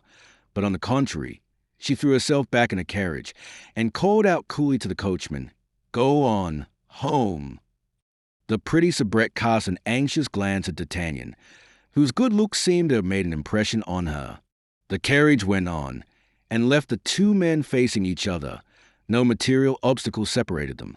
The cavalier made a movement as if to follow the carriage, but D'Artagnan, whose anger, already excited, was much increased by recognizing in him the Englishman of Amiens who had won his horse and had been very near winning his diamond of Athos, caught at his bridle and stopped him. "Well, monsieur," said he, "you appear to be more stupid than I am, for you forget there's a little quarrel to arrange between us two." "Oh," said the Englishman, "is it you, my master? It seems you must always be playing some game or other." "Yes, and that reminds me that I have a revenge to take. We will see, my dear monsieur, if you can handle a sword as skillfully as you can a dice box." "You see plainly that I have no sword," said the Englishman. "Do you wish to play the braggart with an unarmed man? I hope you have a sword at home, but at all events, I have two, and if you like, I will throw with you for one of them." "Needless," said the Englishman. "I am well furnished with such playthings." "Very well, my worthy gentleman," replied D'Artagnan. "Pick out the longest, and come and show it to me this evening." "Where, if you please?" "Behind the Luxembourg. That's a charming spot for such amusements as the one I propose to you." "That will do. I will be there." "Your hour?" 6 o'clock. "Apropos, you have probably one or two friends." "I have three, who would be honored by joining in the sport with me." "Three? Marvelous. That falls out oddly. 3 is just my number." "Now, then, who are you?" asked the Englishman. "I am Monsieur d'Artagnan, a Gascon gentleman, serving in the King's Musketeers. And you?" "I am Lord de Winter, Baron Sheffield." "Well, then, I am your servant, Monsieur Baron," said D'Artagnan, "though you have names rather difficult to recollect." And touching his horse with a spur, he cantered back to Paris, as he was accustomed to do in all cases of any consequence. D'Artagnan went straight to the residence of Athos. He found Athos reclining upon a large sofa, where he was waiting, as he said, for his outfit to come and find him. He related to Athos all that had passed, except the letter to M. de Wardes. Athos was delighted to find he was going to fight an Englishman. We might say that was his dream. They immediately sent their lackeys for Porthos and Aramis, and on their arrival made them acquainted with the situation. Porthos drew his sword from the scabbard and made passes at the wall, springing back from time to time and making contortions like a dancer. Aramis, who was constantly at work at his poem, shut himself up in Athos's closet and begged not to be disturbed before the moment of drawing swords. Athos, by signs, desired Grimaud to bring another bottle of wine. D'Artagnan employed himself in arranging a little plan, of which we shall hereafter see the execution, and which promised him some agreeable adventure, as might be seen by the smiles which from time to time passed over his countenance, whose thoughtfulness they animated. Chapter 31. English and French. The hour having come, they went with their 4 lackeys to a spot behind the Luxembourg given up to the feeding of goats. Athos threw a piece of money to the goat-keeper to withdraw. The lackeys were ordered to act as sentinels. A silent party soon drew near to the same enclosure, entered, and joined the musketeers. Then, according to foreign custom, the presentations took place. The Englishmen were all men of rank. Consequently, the odd names of their adversaries were for them not only a matter of surprise, but of annoyance. "But after all," said Lord de Winter, when the 3 friends had been named, "we do not know who you are. We cannot fight with such names, They are names of shepherds. Therefore your lordship may suppose they are only assumed names, said Athos. Which only gives us a greater desire to know the real ones, replied the Englishman. You played very willingly with us without knowing our names, said Athos, by the same token that you won our horses. That is true, but we then only risked our pistoles. This time we risk our blood. One plays with anybody, but one fights only with equals. And that is but just, said Athos, and he took aside to one of the 4 Englishmen with whom he was to fight, and communicated his name in a low voice. Porthos and Aramis did the same. Does that satisfy you? Said Athos to his adversary. Do you find me of sufficient rank to do me the honor of crossing sword with me? Yes, monsieur, said the Englishman, bowing. Well, now shall I tell you something, added Athos, coolly. What? Replied the Englishman.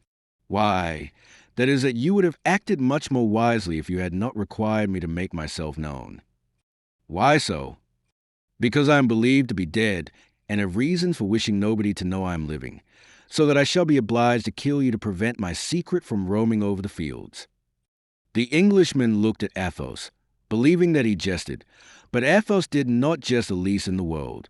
Gentlemen, said Athos, addressing at the same time his companions and their adversaries, are we ready? Yes, answered the Englishman and the Frenchman, as with one voice. On guard, then, cried Athos. Athos fenced with as much calmness and method as if he had been practicing in a fencing school. Porthos, abated, no doubt, of his too great confidence by his adventure of Chantilly, played with skill and prudence. Aramis, who had the 3rd canto of his poem to finish, behaved like a man in haste. Athos killed his adversary first. He hit him but once, but as he had foretold, that hit was a mortal one. The sword pierced his heart. Second, Porthos stretches upon the grass with a wound through his thigh, as the Englishman, without making any further resistance, then surrendered his sword. Porthos took him up in his arms and bore him to his carriage. Aramis pushed it so vigorously that after going back 50 paces, the man ended by fairly taking to his heels, and disappeared amid the hooting of the lackeys. As to D'Artagnan, he fought purely and simply on the defensive, and when he saw his adversary pretty well fatigued, with a vigorous side thrust sent his sword flying. The Baron, finding himself disarmed, took 2 or 3 steps back, but in this movement his foot slipped and he fell backward. D'Artagnan was over him at a bound, and said to the Englishman, pointing his sword to his throat, I could kill you, my lord, you are completely in my hands, but I spare your life for the sake of your sister. D'Artagnan was at the height of joy. He had realized the plan he had imagined beforehand, whose picturing had produced the smiles we noted upon his face. The Englishman, delighted at having to do with a gentleman of such a kind disposition, pressed D'Artagnan in his arms and paid 1,000 compliments to the 3 Musketeers, and as Porthos's adversary was already installed in the carriage, and as Aramis's had taken to his heels, they had nothing to think about but the dead, as Porthos and Aramis were undressing him. In the hope of finding his wound not mortal, a large purse dropped from his clothes. D'Artagnan picked it up and offered it to Lord de Winter. What the devil would you have me do with that? Said the Englishman. You can restore it to his family, said D'Artagnan. His family will care much about such a trifle as that. His family will inherit 15,000 louis a year from him. Keep the purse for your lackeys. D'Artagnan put the purse into his pocket. And now, my young friend, for you will permit me, I hope, to give you that name, said Lord de Winter. On this very evening, if agreeable to you, I will present you to my sister, Milady Cleric, for I am desirous that she should take you into her good graces, and as she is not in bad odor at court, she may perhaps on some future day speak a word that will not prove useless to you. D'Artagnan blushed with pleasure, and bowed a sign of assent. At this time Athos came up to D'Artagnan. What do you mean to do with that purse? Whispered he. Why, I meant to pass it over to you, my dear Athos. Me? Why to me? Why? You killed him. They are the spoils of victory. The heir of an enemy, said Athos. For whom, then, do you take me? It is a custom in war, said D'Artagnan. "Why should it not be the custom in a duel? Even on the field of battle, I have never done that." Porthos shrugged his shoulders. Aramis, by a movement of his lips, endorsed Athos. "Then," said D'Artagnan, "let us give the money to the lackeys, as Lord de Winter desired us to do." "Yes," said Athos, "let us give the money to the lackeys, not to our lackeys, but to the lackeys of the Englishmen." Athos took the purse and threw it into the hand of the coachman. "For you and your comrades." This greatness of spirit in a man who was quite destitute struck even Porthos, and this French generosity, repeated by Lord de Winter and his friend, was highly applauded, except by M. Grimaud, Bazin, Mouston, and Planchet. Lord de Winter, on quitting D'Artagnan, gave him his sister's address. She lived in the Place Royal, then the fashionable quarter, at number 6, and he undertook to call and take D'Artagnan with him in order to introduce him. D'Artagnan appointed 8 o'clock at Athos's residence. This introduction to Milady Claret occupied the head of our Gascon greatly. He remembered in what a strange manner this woman had hitherto been mixed up in his destiny. According to his conviction, she was some creature of the cardinal, and yet he felt himself invincibly drawn toward her by one of those sentiments for which we cannot account. His only fear was that Milady would recognize in him the man of Meung and of Dover. Then she knew that he was one of the friends of M. de Treville, and consequently that he belonged body and soul to the king, which would make him lose a part of his advantage, since when known to Milady as he knew her, he played only an equal game with her. As to the commencement of an intrigue between her and M. de Wardes, our presumptuous hero gave but little heed to that, although the Marquis was young, handsome, rich, and high in the cardinal's favor. It is not for nothing we are but 20 years old, above all if we were born at Tarbes. D'Artagnan began by making his most splendid toilet, then returned to Athos's, and according to custom, related everything to him. Athos listened to his projects, then shook his head, and recommended prudence to him with a shade of bitterness. "What?" said he. "You have just lost one woman, whom you call good, charming, perfect, and here you are, running headlong after another." D'Artagnan felt the truth of this reproach. "I loved Madame Bonacieux with my heart, while I only loved Milady with my head," said he. "In getting introduced to her, my principal object is to ascertain what part she plays at court. The part she plays, pardieu, it is not difficult to divine that, after all you have told me, she is some emissary of the cardinal, a woman who will draw you into a snare in which you will leave your head." "The devil! My dear Athos, you view things on the dark side, methinks." "My dear fellow, I mistrust women. Can it be otherwise? I bought my experience dearly, particularly fair women. Milady is fair, you say? She has the most beautiful light hair imaginable." "Ay, my poor D'Artagnan," said Athos, "listen to me. I want to be enlightened on a subject. Then, when I shall have learned what I desire to know, I will withdraw." "Be enlightened," said Athos, phlegmatically. Lord de Winter arrived at the appointed time, but Athos, being warned of his coming, went into the other chamber. He therefore found D'Artagnan alone, and as it was nearly 8 o'clock, he took the young man with him. An elegant carriage waited below, and as it was drawn by 2 excellent horses, they were soon at the Place Royal. Milady Claret received D'Artagnan ceremoniously. Her hotel was remarkably sumptuous, and while the most part of the English had quit, or were about to quit, France on account of the war, Milady had just been laying out much money upon her residence, which proved that the general measure which drove the English from France did not affect her. "You see," said Lord de Winter, presenting D'Artagnan to his sister, "a young gentleman who has held my life in his hands, and who has not abused his advantage, although we have been twice enemies, although it was I who insulted him, and although I am an Englishman.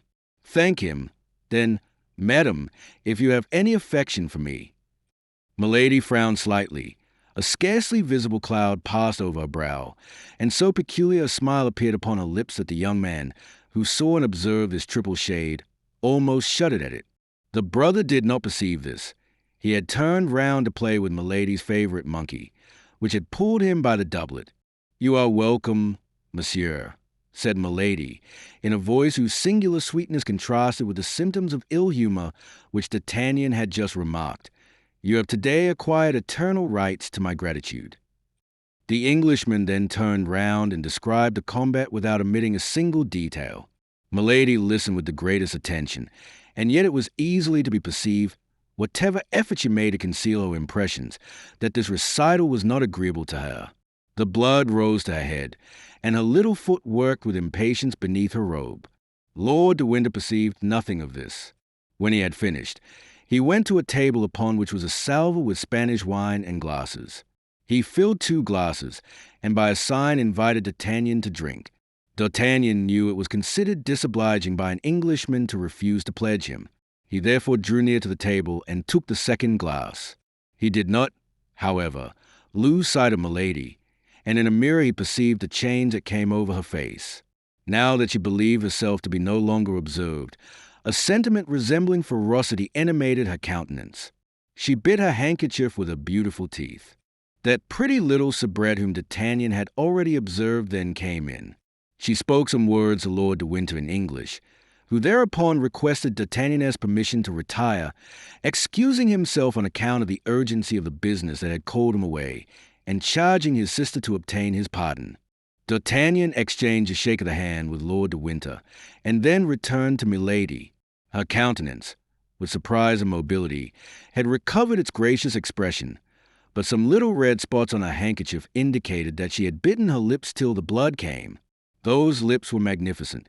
They might be said to be of coral. The conversation took a cheerful turn. Milady appeared to have entirely recovered. She told D'Artagnan that Lord de Winter was her brother-in-law and not her brother. She had married a younger brother of the family, who had left her a widow with 1 child. This child was the only heir to Lord de Winter, if Lord de Winter did not marry. All this showed D'Artagnan that there was a veil which concealed something, but he could not yet see under this veil. In addition to this, after a half-hour's conversation, D'Artagnan was convinced that Milady was his compatriot. She spoke French with an elegance and a purity that left no doubt on that head. D'Artagnan was profuse in gallant speeches and protestations of devotion. To all the simple things which escaped our Gascon, Milady replied with a smile of kindness. The hour came for him to retire. D'Artagnan took leave of Milady, and left the saloon the happiest of men.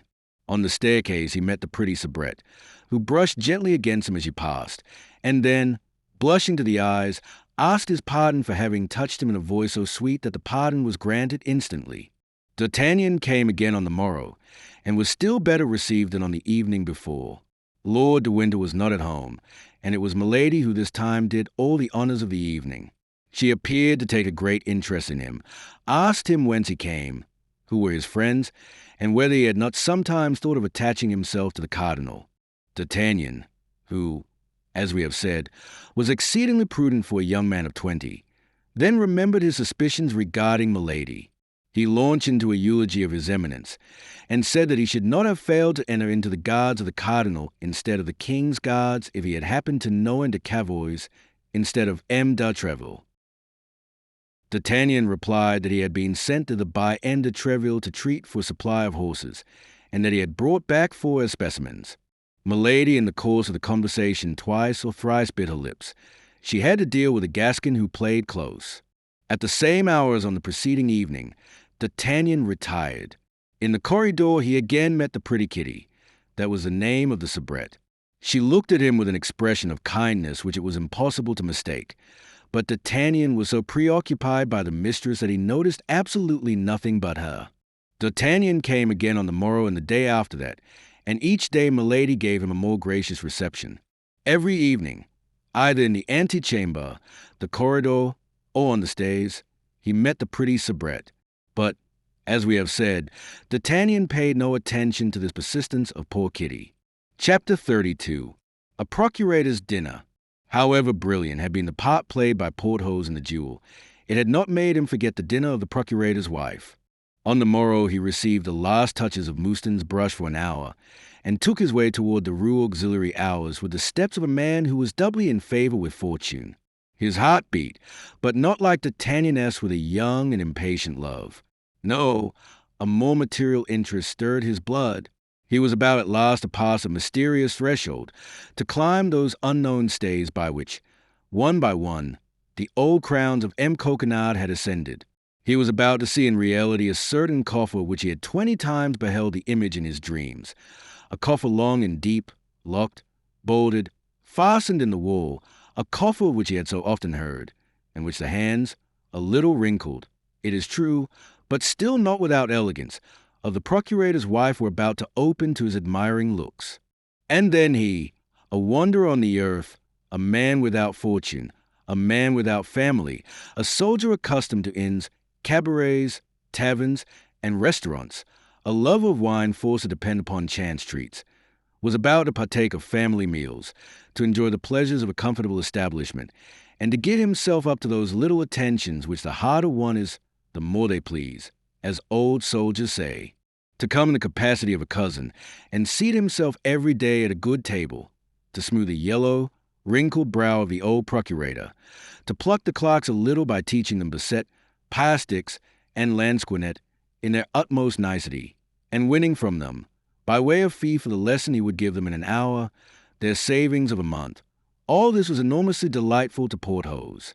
The musketeer could not forget the evil reports which then prevailed, and which indeed have survived them, of the procurators of the period, meanness, stinginess, fasts, but as, after all, excepting some few acts of economy which Porthos had always found very unseasonable, the procurator's wife had been tolerably liberal.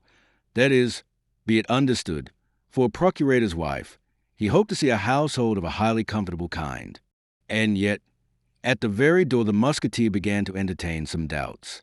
The approach was not such as a prepossessed people, an ill-smelling, dark passage, a staircase half-lighted by bars through which stole a glimmer from a neighboring yard. On the first floor a low door studded with enormous nails, like the principal gate of the Grand Châtelet. Porthos knocked with his hand. A tall, pale clerk, his face shaded by a forest of virgin hay, opened the door and bowed with the air of a man forced at once to respect in another lofty stature, which indicated strength, the military dress, which indicated rank, and a ruddy countenance, which indicated familiarity with good living. A shorter clerk came behind the first, a taller clerk behind the second, a stripling of a dozen years rising behind the third. In all, 3 clerks and a half, which, for the time, argued a very extensive clientage. Although the musketeer was not expected before 1 o'clock, the procurator's wife had been on the watch ever since midday, reckoning that the heart, or perhaps the stomach, of a lover would bring him before his time. M. Coquenard therefore entered the office from a house at the same moment her guest entered from the stays, and the appearance of the worthy lady relieved him from an awkward embarrassment. The clerk surveyed him with great curiosity, and he, not knowing well what to say to this ascending and descending scale, remained tongue-tied. "It is my cousin," cried the procurator's wife. Come in, Monsieur Porthos." The name of Porthos produced its effect upon the clerks, who began to laugh. But Porthos turned sharply round, and every countenance quickly recovered its gravity. They reached the office of the procurator after having passed through the antechamber in which the clerks were, and the study in which they ought to have been. This last apartment was a sort of dark room, littered with papers. On quitting the study, they left the kitchen on the right, and entered the reception room. All these rooms, which communicated with one another, did not inspire Porthos favorably. Words might be heard at a distance through all these open doors.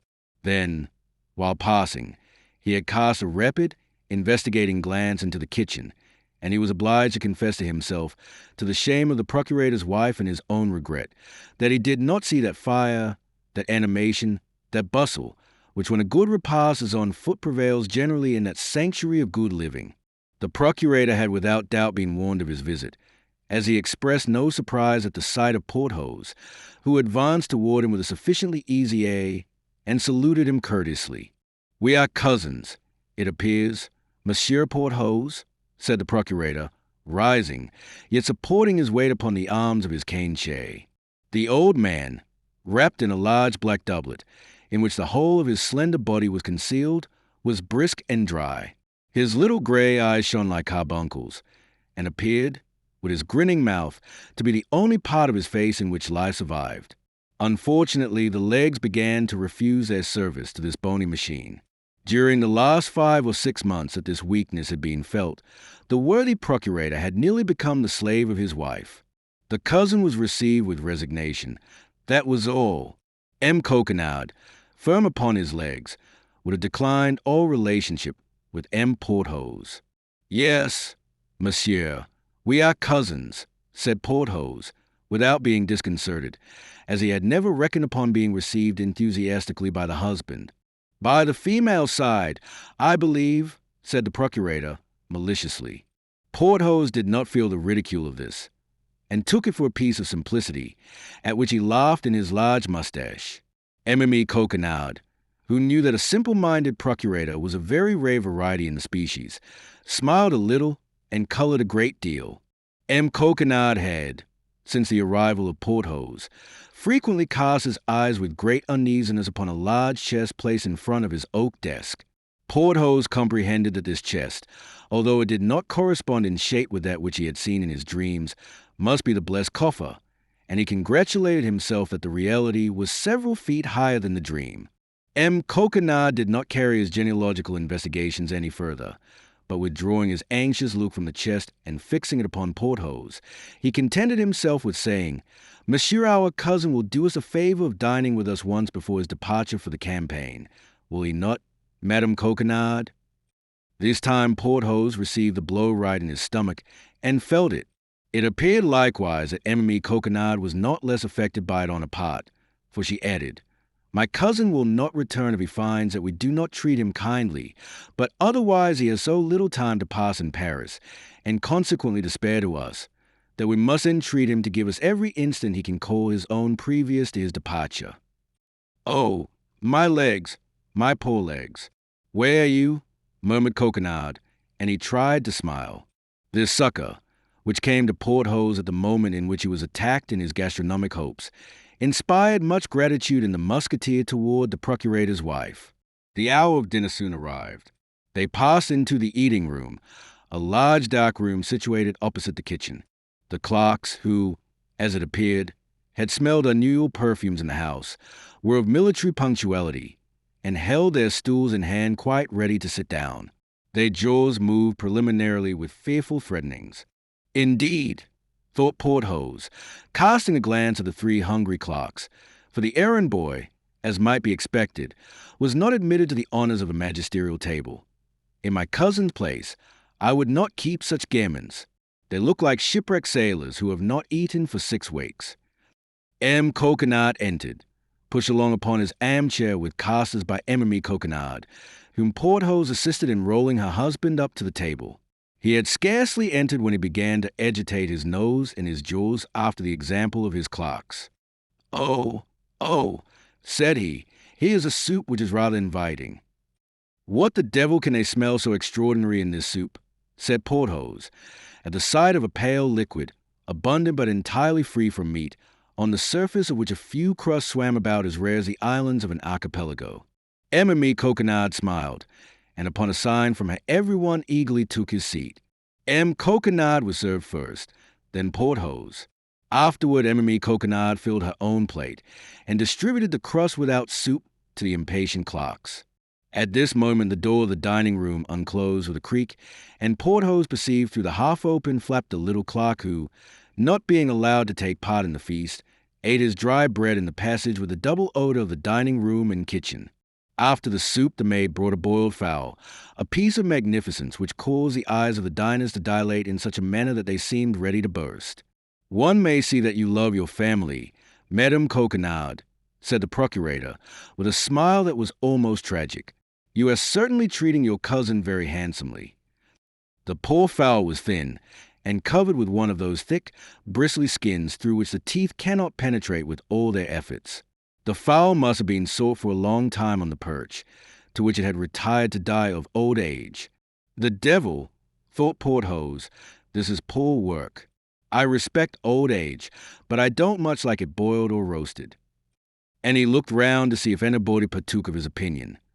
But on the contrary, he saw nothing but eager eyes which were devouring, in anticipation, that sublime fowl which was the object of his contempt. Emily Coquenard drew the dish toward her, skillfully detached the two great black feet, which she placed upon her husband's plate, cut off the neck, which with the head she put on one side for herself, raised the wing for Porthos, and then returned the bird otherwise intact to the servant who had brought it in, who disappeared with it before the musketeer had time to examine the variations which disappointment produces upon faces, according to the characters and temperaments of those who experience it. In the place of the fowl, a dish of haricot beans made its appearance, an enormous dish in which some bones of mutton that at first sight one might have believed to have some meat on them pretended to show themselves. But the clerks were not the dupes of this deceit, and their lugubrious looks settled down into resigned countenances. Emily Coquenard distributed this dish to the young men with the moderation of a good housewife. The time for wine came. Coquenard poured from a very small stone bottle the third of a glass for each of the young men, served himself in about the same proportion, and passed the bottle to Porthos and Emily Coquenard. The young men filled up their third of a glass with water. Then, when they had drunk half the glass, they filled it up again and continued to do so. This brought them, by the end of the repast, to swallowing a drink which from the color of the ruby had passed to that of a pale topaz. Porthos ate his wing of the fowl timidly, and shuddered when he felt the knee of the procurator's wife under the table, as it came in search of his. He also drank half a glass of the sparingly served wine, and found it to be nothing but that horrible Montrel, the terror of all expert palates. Coquenard saw him swallowing this wine undiluted, and sighed deeply. "Will you eat any of these beans, cousin Porthos?" said Emily Coquenard, in that tone which says, "Take my advice, don't touch them." "Devil take me if I taste one of them," murmured Porthos to himself, and then said aloud, "Thank you, my cousin, I am no longer hungry." There was silence. Porthos could hardly keep his countenance. The procurator repeated several times, "Ah, Madame Coquenard, accept my compliments. Your dinner has been a real feast. Lord, how I have eaten." Coquenard had eaten his soup, the black feet of the fowl, and the only mutton bone on which there was the least appearance of meat. Porthos fancied they were mystifying him, and began to curl his mustache and knit his eyebrows, but the knee of Emily Coquenard gently advised him to be patient. This silence and this interruption in serving, which were unintelligible to Porthos, had, on the contrary, a terrible meaning for the clerks. Upon a look from the procurator, accompanied by a smile from Emily Coquenard, they arose slowly from the table, folded their napkins more slowly still, bowed, and retired. "Go, young men, go and promote digestion by working," said the procurator, gravely. The clerks gone, Emily Coquenard rose and took from a buffet a piece of cheese, some preserved quinces, and a cake which he had herself made of almonds and honey. Coquenard knit his eyebrows because there were too many good things. Porthos bit his lips because he saw not the wherewithal to dine. He looked to see if the dish of beans was still there. The dish of beans had disappeared. "A positive feast," cried Coquenard, turning about in his chair. "A real feast, epulo epulorum. Lucullus dines with Lucullus." Porthos looked at the bottle, which was near him, and hoped that with wine, bread, and cheese he might make a dinner, but wine was wanting. The bottle was empty. and Emily Coquenard did not seem to observe it. "This is fine," said Porthos to himself. "I am prettily caught." He passed his tongue over a spoonful of preserves, and stuck his teeth into the sticky pastry of Emily Coquenard. "Now," said he, "the sacrifice is consummated. Ah, if I had not the hope of peeping with Madame Coquenard into a husband's chest." Coquenard, after the luxuries of such a repast, which he called an excess, felt the want of a siesta. Porthos began to hope that the thing would take place at the present sitting, and in that same locality. But the procurator would listen to nothing. He would be taken to his room, and was not satisfied till he was close to his chest, upon the edge of which, for still greater precaution, he placed his feet. The procurator's wife took Porthos into an adjoining room, and they began to lay the basis of a reconciliation. "You can come and dine 3 times a week," said Emily Coquenard. "Thanks, madam," said Porthos, "but I don't like to abuse your kindness. Besides, I must think of my outfit." "That's true," said the procurator's wife, groaning. That unfortunate outfit. Alas, yes, said Porthos, it is so. But of what, then, does the equipment of your company consist, Monsieur Porthos? Oh, of many things, said Porthos. The musketeers are, as you know, picked soldiers, and they require many things useless to the guardsmen or the Swiss. But yet, detail them to me. Why, they may amount to, said Porthos, who preferred discussing the total to taking them one by one. The procurator's wife waited tremblingly. To how much? Said she. I hope it does not exceed. She stopped. Speech failed her. Oh, no, said Porthos. It does not exceed 2,500 livres. I even think that with economy I could manage it with 2,000 livres. Good God, cried she, 2,000 livres. Why, that is a fortune. Porthos made a most significant grimace. Mme Coquenard understood it. I wish to know the detail, said she, because, having many relatives in business, I was almost sure of obtaining things at 100% less than you would pay yourself. Ah, said Porthos, that is what you meant to say. Yes, dear Monsieur Porthos. Thus, for instance, don't you in the first place want a horse? Yes, a horse. Well, then, I can just shoot you. Aye, said Porthos, brightening. That's well as regards my horse, but I must have the appointments complete, as they include objects which a musketeer alone can purchase, and which will not amount, besides, to more than 300 livres. 300 livres? Then put down 300 livres, said the procurator's wife, with a sigh. Porthos smiled. It may be remembered that he had the settle which came from Buckingham. These 300 livres he reckoned upon putting snugly into his pocket. Then, continued he, there is a horse for my lackey and my valise. As to my arms, it is useless to trouble you about them. I have them. A horse for your lackey, resumed the procurator's wife, hesitatingly, but that is doing things in lordly style, my friend. Aye, madam, said Porthos, haughtily, do you take me for a beggar?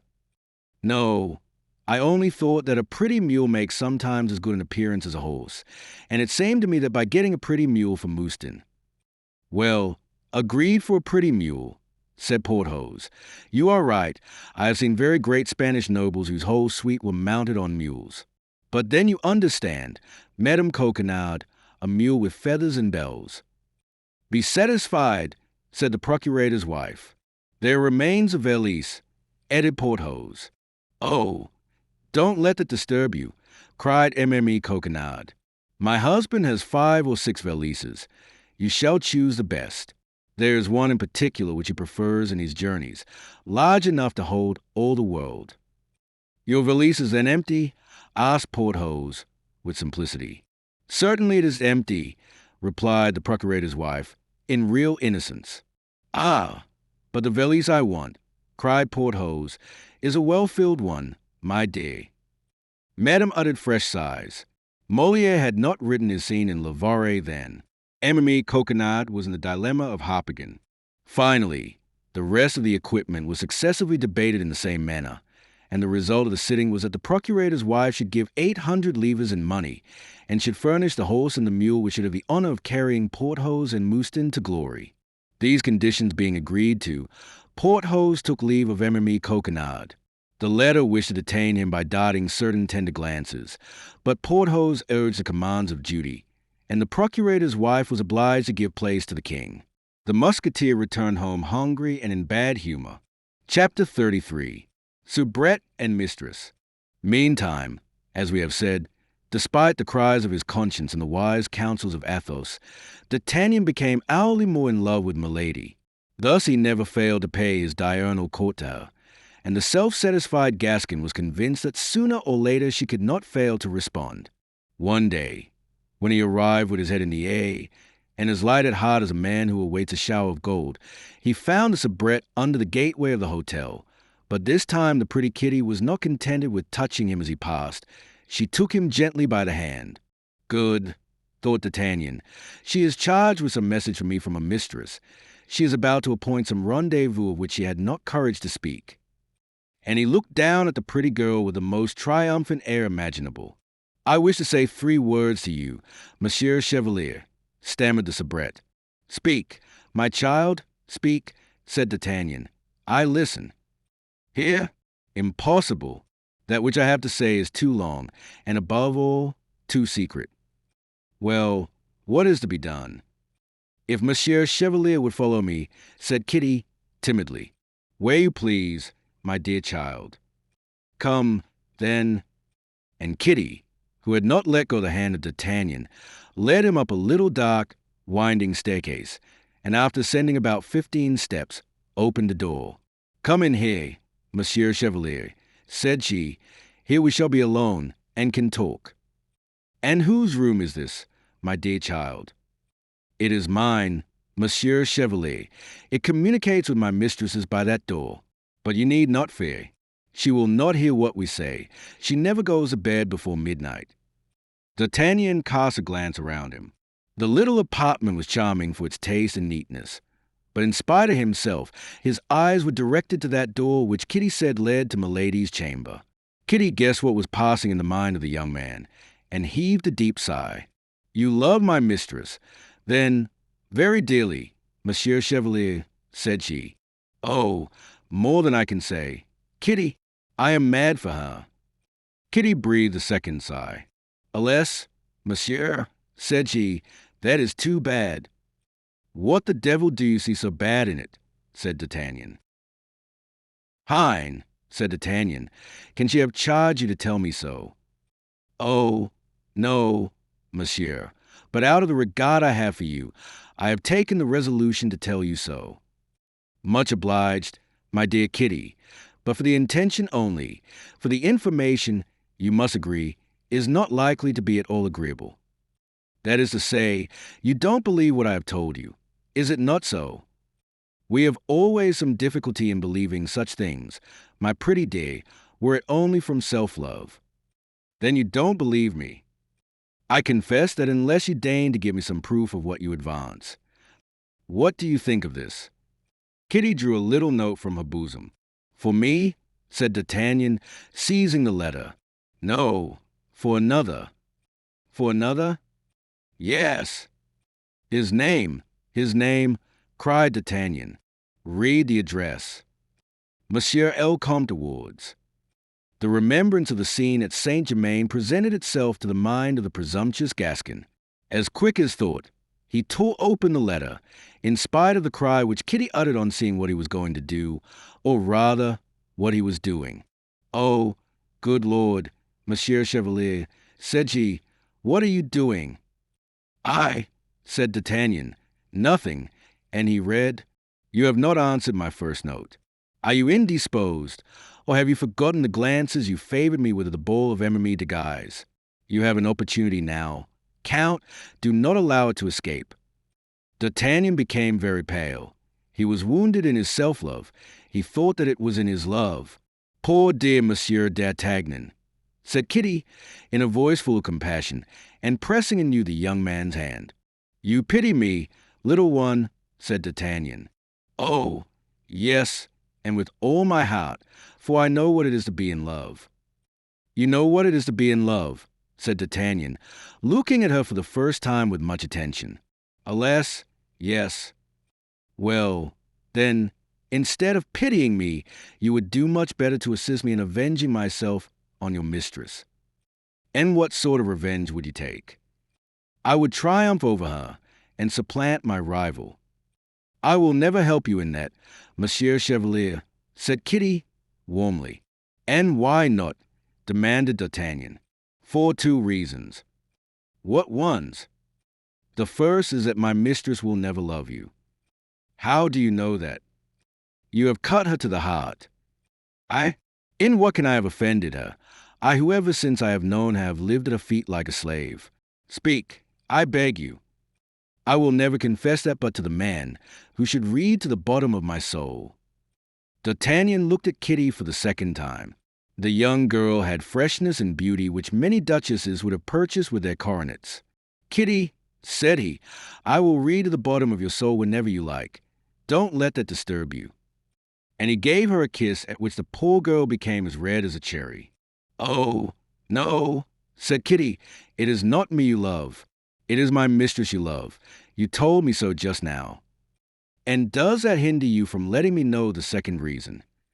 The second reason, Monsieur the Chevalier, replied Kitty, emboldened by the kiss in the first place, and still further by the expression of the eyes of the young man, is that in love, every one for herself. Then only D'Artagnan remembered the languishing glances of Kitty, her constantly meeting him in the antechamber, the corridor, or on the stairs, those touches of the hand every time she met him, and her deep sighs. But absorbed by his desire to please a great lady, he had disdained the soubrette. He whose game is the eagle takes no heed of the sparrow. But this time our Gascon saw at a glance all the advantage to be derived from the love which Kitty had just confessed so innocently or so boldly. The interception of letters addressed to the Comte de Wardes, news on the spot, entrance at all hours into Kitty's chamber, which was contiguous to her mistress's. The perfidious deceiver was, as may plainly be perceived, already sacrificing, in intention, the poor girl in order to obtain Milady, willy-nilly. Well, said he to the young girl, are you willing, my dear Kitty, that I should give you a proof of that love which you doubt? What love? Asked the young girl. Of that which I am ready to feel toward you. And what is that proof? Are you willing that I should this evening pass with you the time I generally spend with your mistress? Oh, yes, said Kitty, clapping her hands, very willing. Well, then, come here, my dear, said D'Artagnan, establishing himself in an easy chair. Come, and let me tell you that you are the prettiest soubrette I ever saw. And he did tell her so much, and so well, that the poor girl, who asked nothing better than to believe him, did believe him. Nevertheless, to D'Artagnan's great astonishment, the pretty Kitty defended herself resolutely. Time passes quickly when it is passed in attacks and defenses. Midnight sounded, and almost at the same time the bell was rung in Milady's chamber. Good God, cried Kitty, there's my mistress calling me. Go directly. D'Artagnan rose, took his hat, as if it had been his intention to obey. Then, opening quickly the door of a large closet instead of that leading to the staircase, he buried himself amid the robes and dressing gowns of Milady. What are you doing? Cried Kitty. D'Artagnan, who had secured the key, shut himself up in the closet without reply. Well, cried Milady in a sharp voice, are you asleep, that you don't answer when I ring? And D'Artagnan heard the door of communication open violently. Here am I, Milady, here am I, cried Kitty, springing forward to meet her mistress. Both went into the bedroom, and as the door of communication remained open, D'Artagnan could hear Milady for some time scolding her maid. She was at length appeased, and the conversation turned upon him while Kitty was assisting her mistress. Well, said Milady, I have not seen our Gascon this evening. What, Milady, has he not come? Said Kitty. Can he be inconstant before being happy? Oh, no, he must have been prevented by Monsieur de Treville or Monsieur de Cesset. I understand my game. Kitty, I have this one safe. What will you do with him, madam? What will I do with him? Be easy. Kitty, there is something between that man and me that he is quite ignorant of. He nearly made me lose my credit with his eminence. Oh, I will be revenged. I believed that madam loved him. I love him. I detest him. An idiot, who held the life of Lord de Winter in his hands and did not kill him, by which I missed 300,000 livres income. That's true, said Kitty. Your son was the only heir of his uncle, and until his majority you would have had the enjoyment of his fortune. D'Artagnan shuddered to the marrow at hearing this suave creature reproach him, with that sharp voice which he took such pains to conceal in conversation, for not having killed a man whom he had seen load her with kindnesses. For all this, continued Milady, I should long ago have revenged myself on him if, and I don't know why, the Cardinal had not requested me to conciliate him. Oh, yes, but Madame has not conciliated that little woman he was so fond of. What? The mercer's wife of the Rue des Farcieres. Has he not already forgotten she ever existed? Fine vengeance that, on my faith. A cold sweat broke from D'Artagnan's brow. Why, this woman was a monster. He resumed his listening, but unfortunately the toilet was finished. That will do, said Milady. Go into your own room, and tomorrow endeavor again to get me an answer to the letter I gave you. For Monsieur de Wardes, said Kitty. To be sure, for Monsieur de Wardes. Now, there's one, said Kitty, who appears to me quite a different sort of a man from that poor Monsieur d'Artagnan. Go to bed, mademoiselle, said Milady. I don't like comments. D'Artagnan heard the door close, then the noise of 2 bolts by which Milady fastened herself in, on her side, but as softly as possible. Kitty turned the key of the lock, and then D'Artagnan opened the closet door. Oh, good Lord, said Kitty, in a low voice. What is the matter with you? How pale you are. The abominable creature, murmured D'Artagnan. Silence, silence, begone, said Kitty. There is nothing but a wainscot between my chamber and Milady's. Every word that is uttered in one can be heard in the other. That's exactly the reason I won't go, said D'Artagnan. What? Said Kitty, blushing. Or, at least, I will go later. He drew Kitty to him. She had the less motive to resist. Resistance would make so much noise. Therefore Kitty surrendered. It was a movement of vengeance upon Milady. D'Artagnan believed it right to say that vengeance is the pleasure of the gods. With a little more heart, he might have been contented with this new conquest, but the principal features of his character were ambition and pride. It must, however, be confessed in his justification that the first use he made of his influence over Kitty was to try and find out what had become of Emily Bonacieux. But the poor girl swore upon the crucifix to D'Artagnan that she was entirely ignorant on that head, her mistress never admitting her into half her secrets. Only she believed she could say she was not dead. As to the cause which was near making Milady lose her credit with the cardinal, Kitty knew nothing about it. But this time D'Artagnan was better informed than she was. As he had seen Milady on board a vessel at the moment he was leaving England, he suspected that it was, almost without a doubt, on account of the diamond studs. But what was clearest and oldest was that the true hatred, the profound hatred, the inveterate hatred of Milady, was increased by his not having killed her brother-in-law.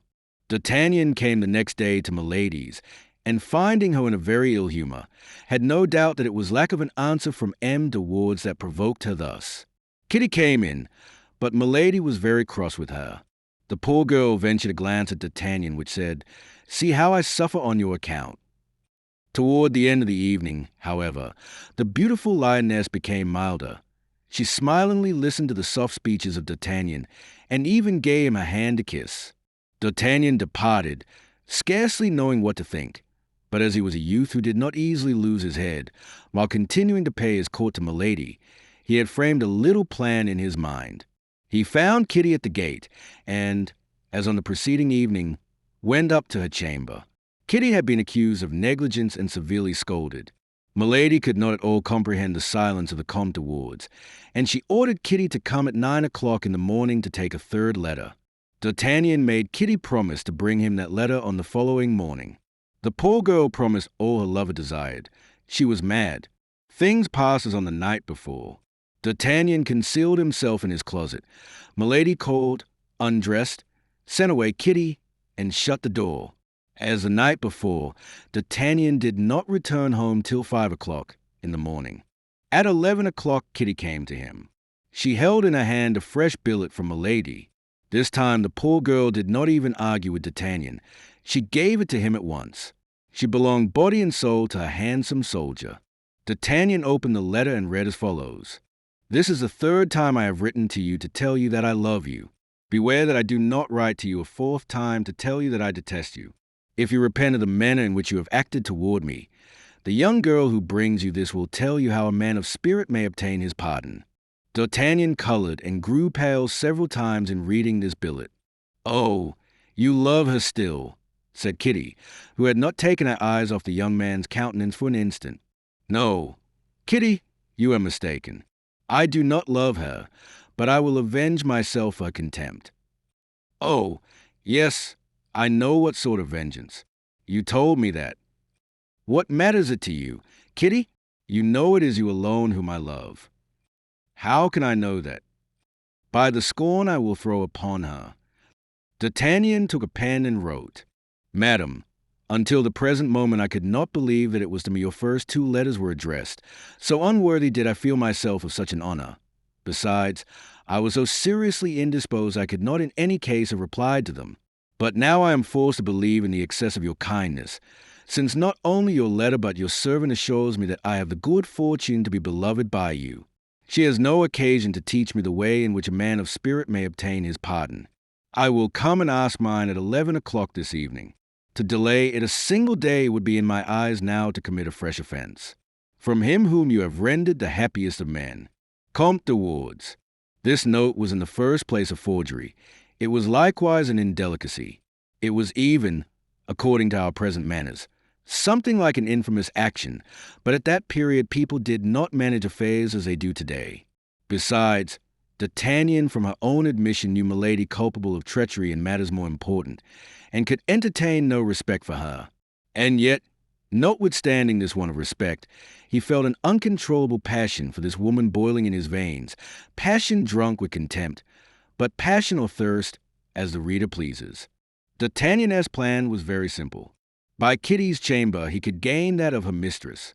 He would take advantage of the first moment of surprise, shame, and terror to triumph over her. He might fail, but something must be left to chance. In 8 days the campaign would open, and he would be compelled to leave Paris. D'Artagnan had no time for a prolonged love siege. "They," said the young man, handing Kitty the letter sealed. "Give that to Milady." It is the Count's reply. Poor Kitty became as pale as death. She suspected what the letter contained. "Listen, my dear girl," said D'Artagnan. "You cannot but perceive that all this must end, some way or other. Milady may discover that you gave the first billet to my lackey instead of to the Count's, that it is I who have opened the others which ought to have been opened by de Wardes.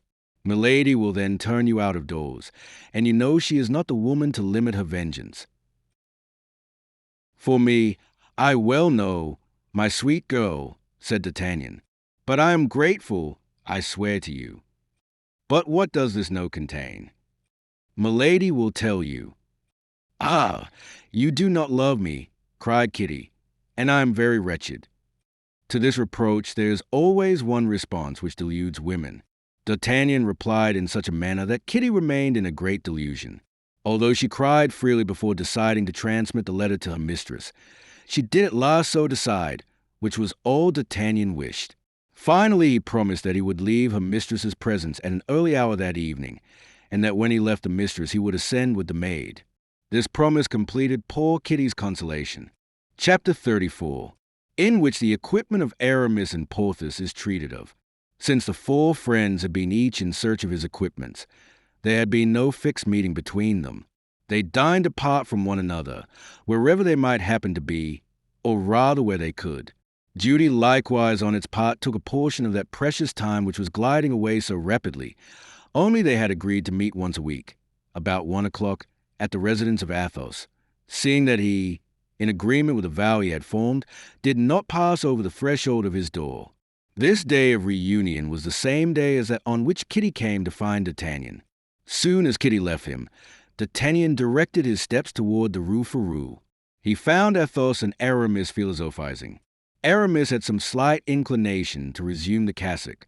Athos, according to his system, neither encouraged nor dissuaded him. Athos believed that everyone should be left to his own free will. He never gave advice but when it was asked, and even then he required to be asked twice. People, in general, he said, only ask advice not to follow it, or if they do follow it, it is for the sake of having someone to blame for having given it. The 4 countenances express 4 different feelings: that of Porthos, tranquility; that of D'Artagnan, hope; that of Aramis, uneasiness; that of Athos, carelessness. At the end of a moment's conversation, in which Porthos hinted that a lady of elevated rank had condescended to relieve him from his embarrassment, Mouston entered. He came to request his master to return to his lodgings, where his presence was urgent, as he piteously said, "Is it my equipment? Yes and no, replied Mouston. Well, but can't you speak? Come, monsieur. Porthos rose, saluted his friends, and followed Mouston. An instant after, Bazin made his appearance at the door. What do you want with me, my friend? Said Aramis, with that mildness of language which was observable in him every time that his ideas were directed toward the church. A man wishes to see monsieur at home, replied Bazin. A man? What man? A mendicant. Give him alms, Bazin, and bid him pray for a poor sinner. This mendicant insists upon speaking to you, and pretends that you will be very glad to see him. Has he sent no particular message for me? Yes. If Monsieur Aramis hesitates to come, he said, tell him I am from Tours. From Tours, cried Aramis. 1,000 pardons, gentlemen, but no doubt this man brings me the news I expected. And rising also, he went off at a quick pace. There remained Athos and D'Artagnan. I believe these fellows have managed their business. What do you think? D'Artagnan said Athos. I know that Porthos was in a fair way, replied D'Artagnan. And as to Aramis, to tell you the truth, I have never been seriously uneasy on his account. But you, my dear Athos, you, who so generously distributed the Englishmen's pistoles, which were our legitimate property, what do you mean to do? I am satisfied with having killed that fellow, my boy, seeing that it is blessed bread to kill an Englishman. But if I had pocketed his pistoles, they would have weighed me down like a remorse. Go to, my dear Athos, you have truly inconceivable ideas. Let it pass. What do you think of Monsieur de Treville telling me, when he did me the honor to call upon me yesterday, that you associated with the suspected English, whom the Cardinal protects? That is to say, I visit an English woman, the one I named. Oh, the fair woman on whose account I gave you advice, which naturally you took care not to adopt. I gave you my reasons. Yes, you looked there for your outfit, I think you said. Not at all. I have acquired certain knowledge that woman was concerned in the abduction of Madame Bonacieux. Yes, I understand now. To find one woman, you court another. It is the longest road, but certainly the most amusing. D'Artagnan was on the point of telling Athos all, but one consideration restrained him. Athos was a gentleman, punctilious in points of honor, and there were in the plan which our lover had devised for Milady, he was sure, certain things that would not obtain the assent of this Puritan. He was therefore silent, and as Athos was the least inquisitive of any man on earth, D'Artagnan's confidence stopped there. We will therefore leave the two friends, who had nothing important to say to each other, and follow Aramis. Upon being informed that the person who wanted to speak to him came from Tours, we have seen with what rapidity the young man followed, or rather went before, Bazin. He ran without stopping from the Rue Férou to the Rue de Vaugirard. On entering, he found a man of short stature and intelligent eyes, but covered with rags. You have asked for me, said the musketeer. I wish to speak with Monsieur Aramis. Is that your name, Monsieur? My very own. You have brought me something. Yes, if you show me a certain embroidered handkerchief. Here it is, said Aramis, taking a small key from his breast and opening a little ebony box inlaid with mother of pearl. Here it is. Look. That is right, replied the mendicant. Dismiss your lackey. In fact, Bazin, curious to know what the mendicant could want with his master, kept pace with him as well as he could, and arrived almost at the same time he did. But his quickness was not of much use to him. At the hint from the mendicant, his master made him a sign to retire, and he was obliged to obey. Bazin gone, the mendicant cast a rapid glance around him in order to be sure that nobody could either see or hear him, and opening his ragged vest, badly held together by a leather strap, he began to rip the upper part of his doublet, from which he drew a letter. Aramis uttered a cry of joy at the sight of the seal, kissed the superscription with an almost religious respect, and opened the epistle, which contained what follows. My friend, it is the will of fate that we should be still for some time separated, but the delightful days of youth are not lost beyond return. Perform your duty in camp, I will do mine elsewhere. Accept that which the bearer brings you. Make the campaign like a handsome true gentleman. And think of me, who kisses tenderly your black eyes. Adieu, or rather, au revoir. The mendicant continued to rip his garments, and drew from amid his rags 150 Spanish double pistoles, which he laid down on the table. Then he opened the door, bowed, and went out before the young man, stupefied by his letter, had ventured to address a word to him. Aramis then repressed the letter, and perceived a postscript. P.S. You may behave politely to the bearer, who is a count and a grandee of Spain. Golden dreams, cried Aramis. Oh, beautiful life. Yes, we are young. Yes, we shall yet have happy days. My love, my blood, my life. Oh, oh, oh, thine, my adored mistress. And he kissed the letter with passion, without even vouchsafing a look at the gold which sparkled on the table. Bazin scratched at the door, and as Aramis had no longer any reason to exclude him, he bade him come in. Bazin was stupefied at the sight of the gold, and forgot that he came to announce D'Artagnan, who, curious to know who the mendicant could be, came to Aramis on leaving Athos. Now, as D'Artagnan used no ceremony with Aramis, seeing that Bazin forgot to announce him, he announced himself. The devil, my dear Aramis, said D'Artagnan, if these are the prunes that are sent to you from Tours, I beg you will make my compliments to the gardener who gathers them. You are mistaken, friend D'Artagnan, said Aramis, always on his guard. This is from my publisher, who has just sent me the price of that poem in one-syllable verse which I began yonder. Ah, indeed, said D'Artagnan. Well, your publisher is very generous. My dear Aramis, that's all I can say. How, monsieur, cried Bazin, a poem sells so dear that it is incredible. Oh, monsieur, you can write as much as you like. You may become equal to Monsieur de Voiture and Monsieur de Benserade. I like that. A poet is as good as an abbé. Ah, Monsieur Aramis, become a poet, I beg of you. Bazin, my friend, said Aramis, I believe you meddle with my conversation. Bazin perceived he was wrong. He bowed and went out. Ah, said D'Artagnan with a smile, you sell your productions at their weight in gold. You are very fortunate, my friend, but take care or you will lose that letter which is peeping from your doublet, and which also comes, no doubt, from your publisher. Aramis blushed to the eyes, crammed in the letter, and rebuttoned his doublet. My dear D'Artagnan, said he, if you please, we will join our friends. As I am rich, we will today begin to dine together again, expecting that you will be rich in your tone. My faith, said D'Artagnan, with great pleasure. It is long since we have had a good dinner, and I, for my part, have a somewhat hazardous expedition for this evening, and shall not be sorry, I confess, to fortify myself with a few glasses of good old Burgundy. Agreed. As to the old Burgundy, I have no objection to that, said Aramis, from whom the letter and the gold had removed, as by magic, his ideas of conversion.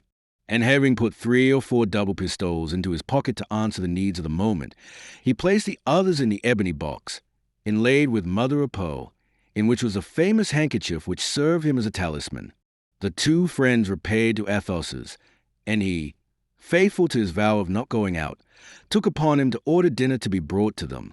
As he was perfectly acquainted with the details of gastronomy, D'Artagnan and Aramis made no objection to abandoning this important care to him.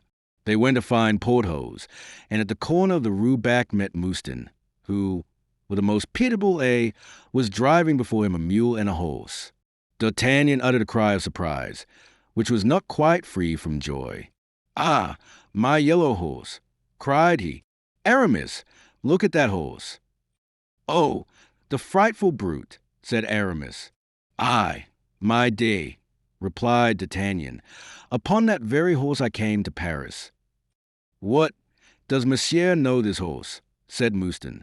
It is of an original color, said Aramis.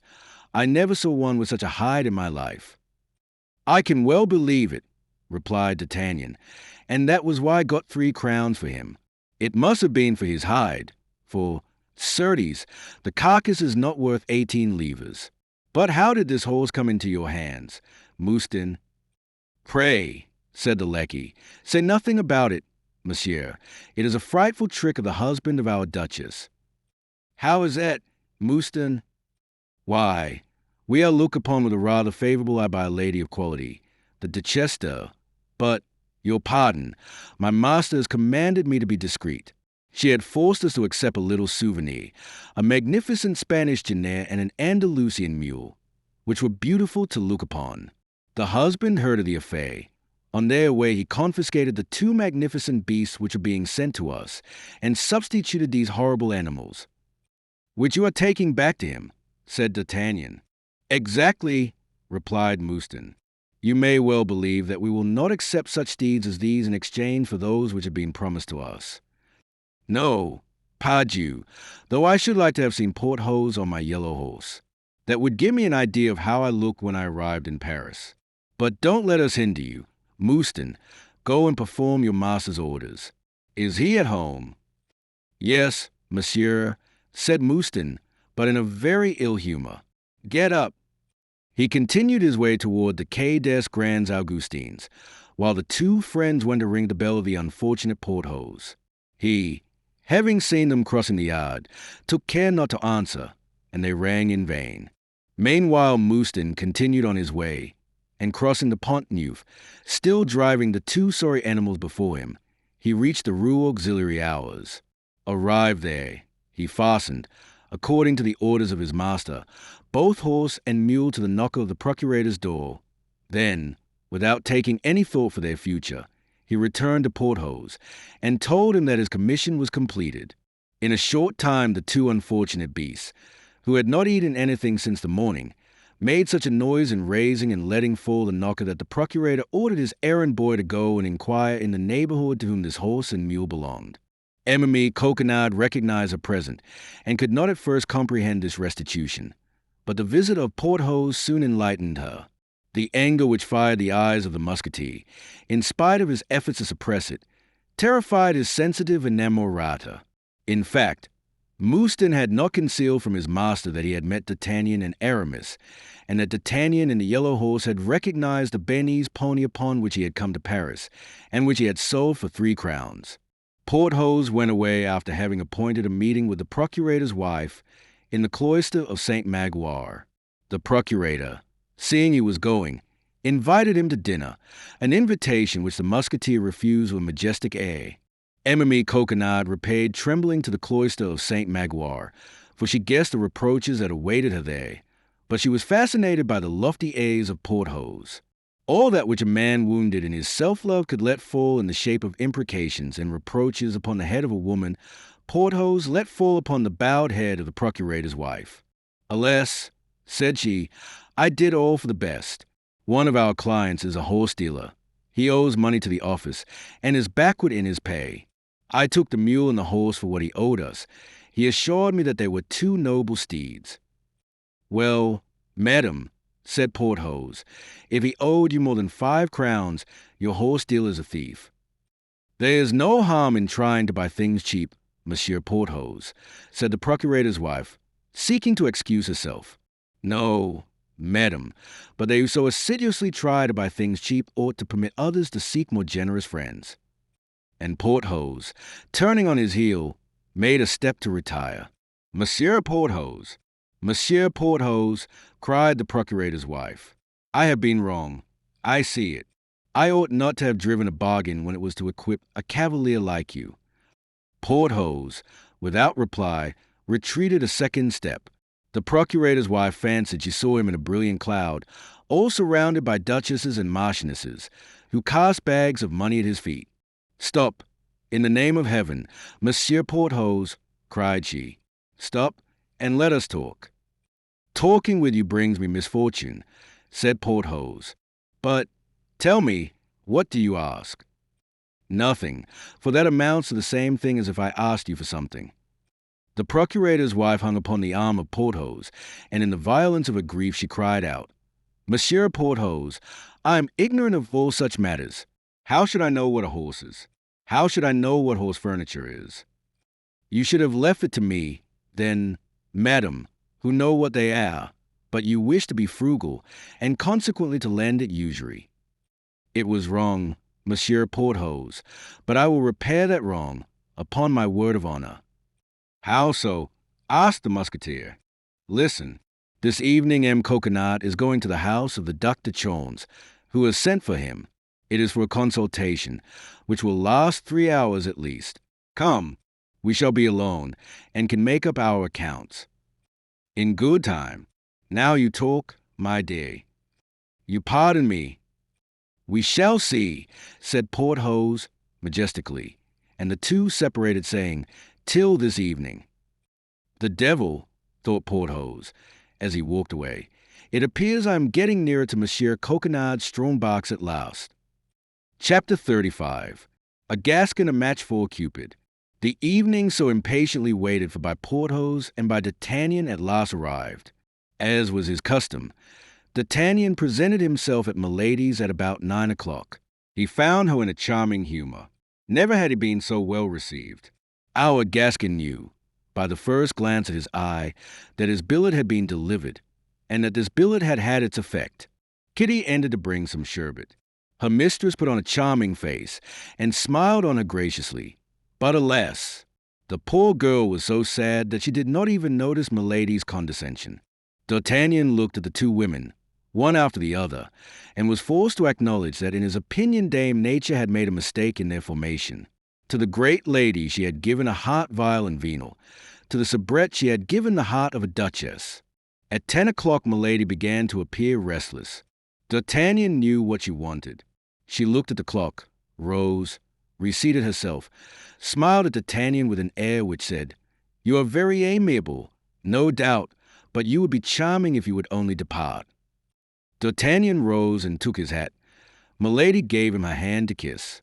The young man felt her press his hand, and comprehended that this was a sentiment, not of coquetry, but of gratitude because of his departure. "She loves him devilishly," he murmured. Then he went out.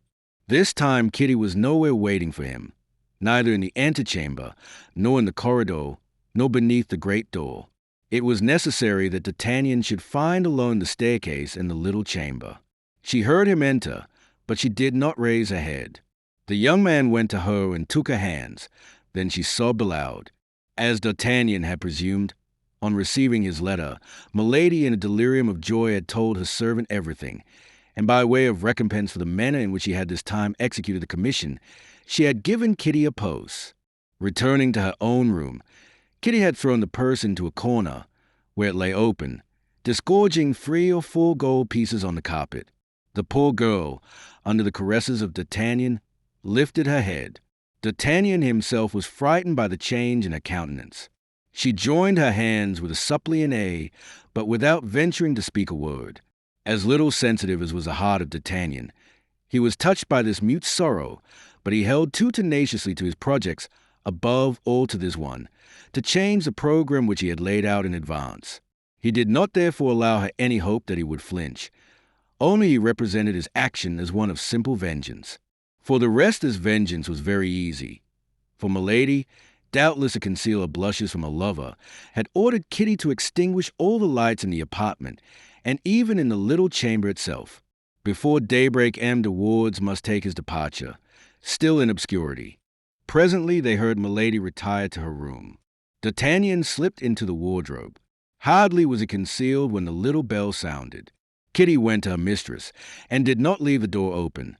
But the partition was so thin that one could hear nearly all that passed between the two women.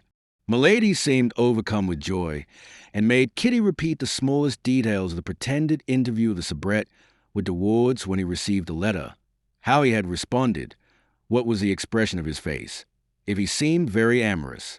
And to all these questions poor Kitty, forced to put on a pleasant face, responded in a stifled voice whose dolorous accent her mistress did not, however, remark, solely because happiness is egotistical.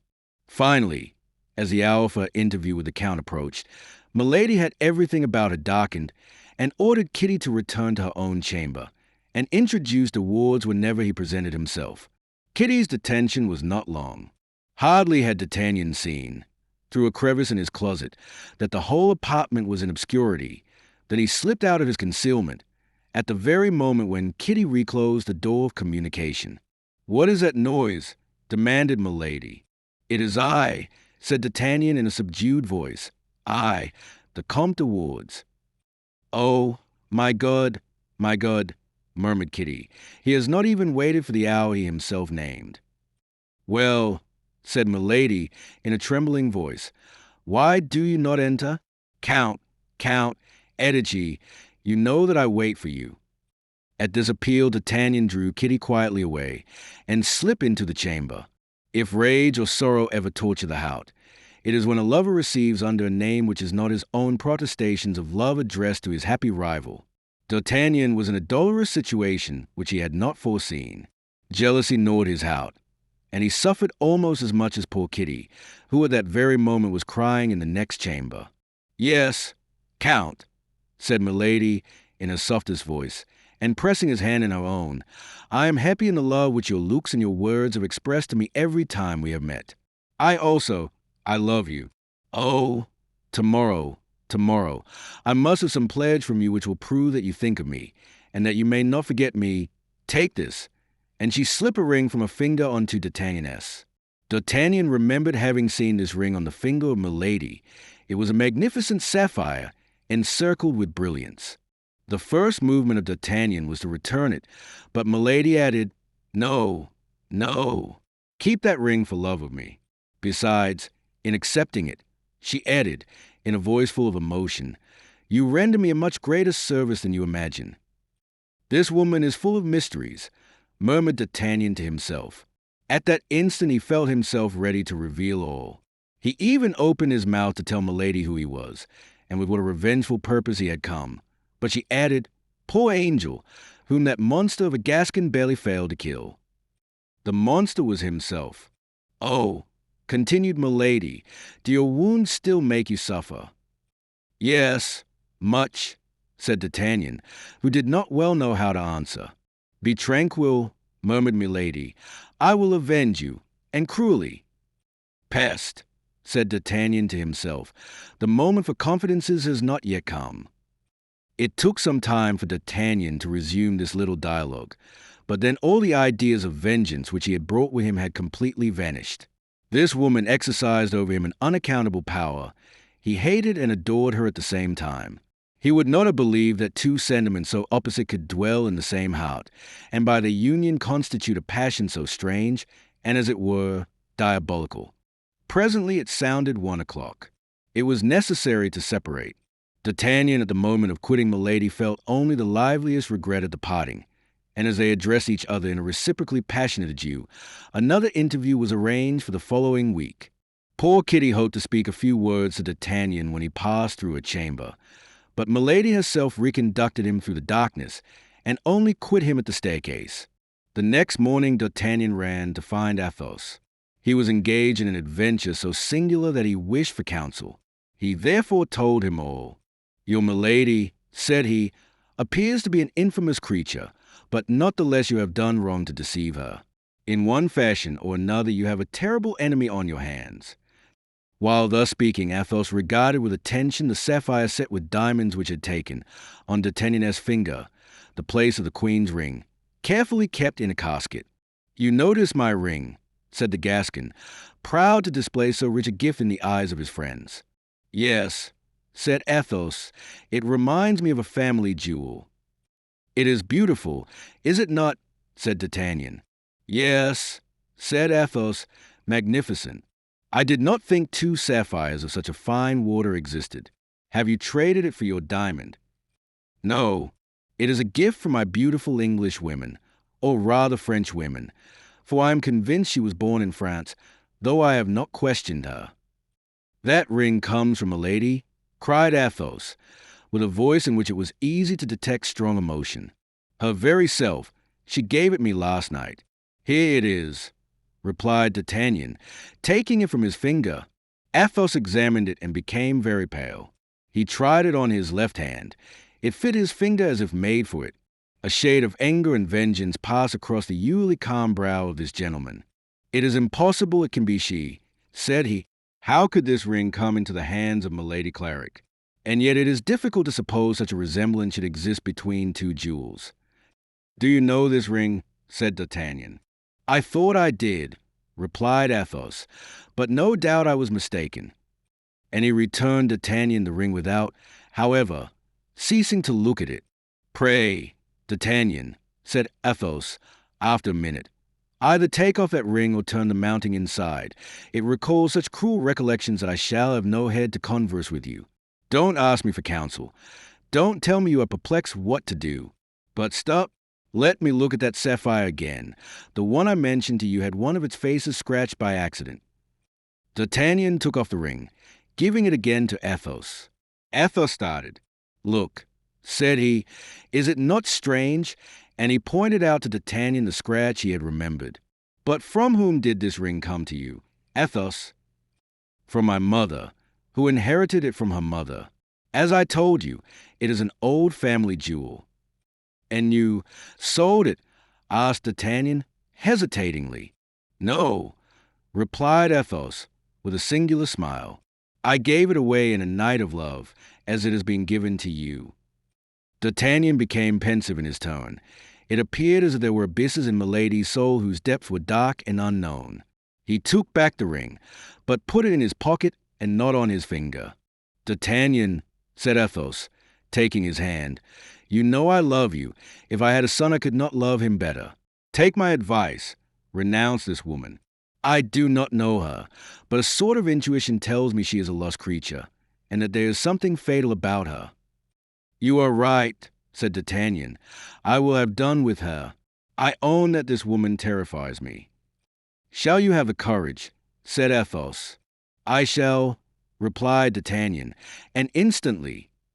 In truth, my young friend, you will act rightly, said the gentleman, pressing the Gascon's hand with an affection almost paternal, and God grant that this woman, who has scarcely entered into your life, may not leave a terrible trace in it. And Athos bowed to D'Artagnan like a man who wishes it understood that he would not be sorry to be left alone with his thoughts. On reaching home, D'Artagnan found Kitty waiting for him. A month of fever could not have changed her more than this one night of sleeplessness and sorrow. She was sent by her mistress to the false de Wardes. Her mistress was mad with love, intoxicated with joy. She wished to know when her lover would meet her a second night, and poor Kitty, pale and trembling, awaited D'Artagnan's reply. The counsels of his friend, joined to the cries of his own heart, made him determine. Now his pride was saved and his vengeance satisfied, not to see Milady again. As a reply, he wrote the following letter. Do not depend upon me, madam, for the next meeting. Since my convalescence, I have so many affairs of this kind on my hands that I am forced to regulate them a little. When your turn comes, I shall have the honor to inform you of it. I kiss your hands. Comte de Wardes. Not a word about the sapphire. Was the Gascon determined to keep it as a weapon against Milady, or else, let us be frank, did he not reserve the sapphire as a last resource for his outfit? It will be wrong to judge the actions of one period from a point of view of another. That which would now be considered as disgraceful to a gentleman was at that time quite a simple and natural affair, and the younger sons of the best families were frequently supported by their mistresses. D'Artagnan gave the open letter to Kitty, who at first was unable to comprehend it, but who became almost wild with joy on reading it a second time. She could scarcely believe in her happiness, and D'Artagnan was forced to renew with a living voice the assurances which he had written. And whatever might be, considering the violent character of Milady, the danger which the poor girl incurred in giving this billet to her mistress, she ran back to the Place Royal as fast as her legs could carry her. The heart of the best woman is pitiless toward the sorrows of a rival. Milady opened the letter with eagerness equal to Kitty's in bringing it, but at the first word she read she became livid. She crushed the paper in her hand, and turning with flashing eyes upon Kitty, she cried, "What is this letter?" "The answer to Madam's," replied Kitty, all in a tremble. "Impossible!" cried Milady. "It is impossible a gentleman could have written such a letter to a woman." Then all at once, starting, she cried, "My God, can he have—" And she stopped. She ground her teeth. She was the color of ashes. She tried to go toward the window for A, but she could only stretch forth her arms. Her legs failed her, and she sank into an armchair. Kitty, fearing she was ill, hastened toward her and was beginning to open her dress. But Milady started up, pushing her away. "What do you want with me?" said she, "and why do you place your hand on me?" "I thought that Madame was ill, and I wished to bring her help," responded the maid, frightened at the terrible expression which had come over her mistress's face. "I faint? I? Do you take me for half a woman? When I am insulted, I do not faint. I avenge myself." And she made a sign for Kitty to leave the room. Chapter 36. Dream of Vengeance.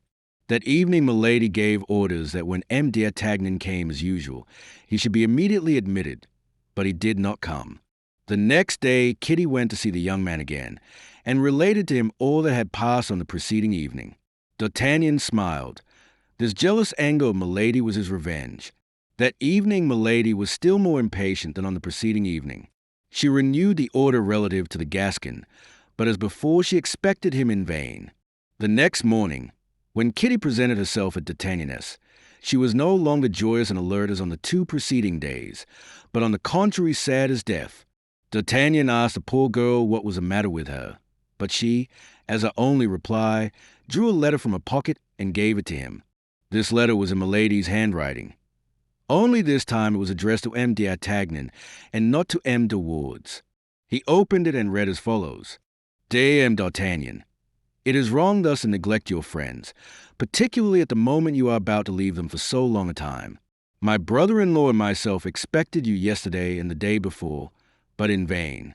Will it be the same this evening? You're very grateful, Milady Cleric.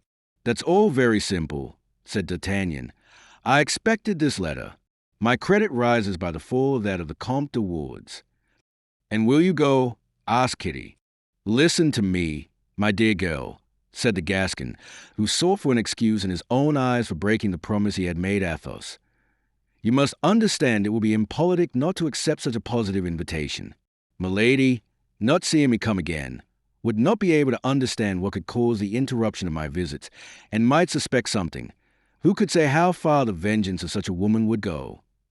Oh, my God, said Kitty, you know how to represent things in such a way that you are always in the right. You are going now to pay your court to her again, and if this time you succeed in pleasing her in your own name and with your own face, it will be much worse than before. Instinct made poor Kitty guess a part of what was to happen. D'Artagnan reassured her as well as he could, and promised to remain insensible to the seductions of Milady. He desired Kitty to tell her mistress that he could not be more grateful for her kindnesses than he was, and that he would be obedient to her orders. He did not dare to write for fear of not being able, to such experienced eyes as those of Milady, to disguise his writing sufficiently. As 9 o'clock sounded, D'Artagnan was at the Place Royal. It was evident that the servants who waited in the antechamber were warned, for as soon as D'Artagnan appeared, before even he had asked if Milady were visible, one of them ran to announce him. "Show him in," said Milady, in a quick tone, but so piercing that D'Artagnan heard her in the antechamber. He was introduced. "I am at home to nobody," said Milady. "Observe, to nobody." The servant went out. D'Artagnan cast an inquiring glance at Milady. She was pale, and looked fatigued, either from tears or want of sleep. The number of lights had been intentionally diminished, but the young woman could not conceal the traces of the fever which had devoured her for 2 days. D'Artagnan approached her with his usual gallantry. She then made an extraordinary effort to receive him, but never did a more distressed countenance give the lie to a more amiable smile. To the questions which D'Artagnan put concerning her health, she replied, "Bad, very bad." "Then," replied he, "my visit is ill-timed. You, no doubt, stand in need of repose, and I will withdraw." "No, no," said Milady. "On the contrary, stay, Monsieur d'Artagnan. Your agreeable company will divert me." Oh, thought D'Artagnan. She has never been so kind before. En garde! Milady assumed the most agreeable air possible, and conversed with more than her usual brilliancy. At the same time the fever, which for an instant abandoned her, returned to give luster to her eyes, color to her cheeks, and vermilion to her lips. D'Artagnan was again in the presence of the Circe who had before surrounded him with her enchantments. His love, which he believed to be extinct but which was only asleep, awoke again in his heart. Milady smiled, and D'Artagnan felt that he could damn himself for that smile. There was a moment at which he felt something like remorse. By degrees, Milady became more communicative. She asked D'Artagnan if he had a mistress. "Alas," said D'Artagnan, with the most sentimental air he could assume, "can you be cruel enough to put such a question to me, who, from the moment I saw you, have only breathed and sighed through you and for you?" Milady smiled with a strange smile. "Then you love me," said she. "Have I any need to tell you so? Have you not perceived it? It may be, but you know the more hearts are worth to capture, the more difficult they are to be won." "Oh, difficulties do not affright me," said D'Artagnan. "I shrink before nothing but impossibilities." "Nothing is impossible," replied Milady, "to true love." "Nothing, madam, nothing," replied Milady. "The devil," thought D'Artagnan. "The note is changed.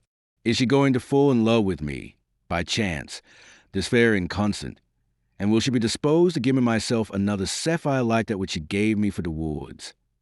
D'Artagnan rapidly drew his seat nearer to Milady's.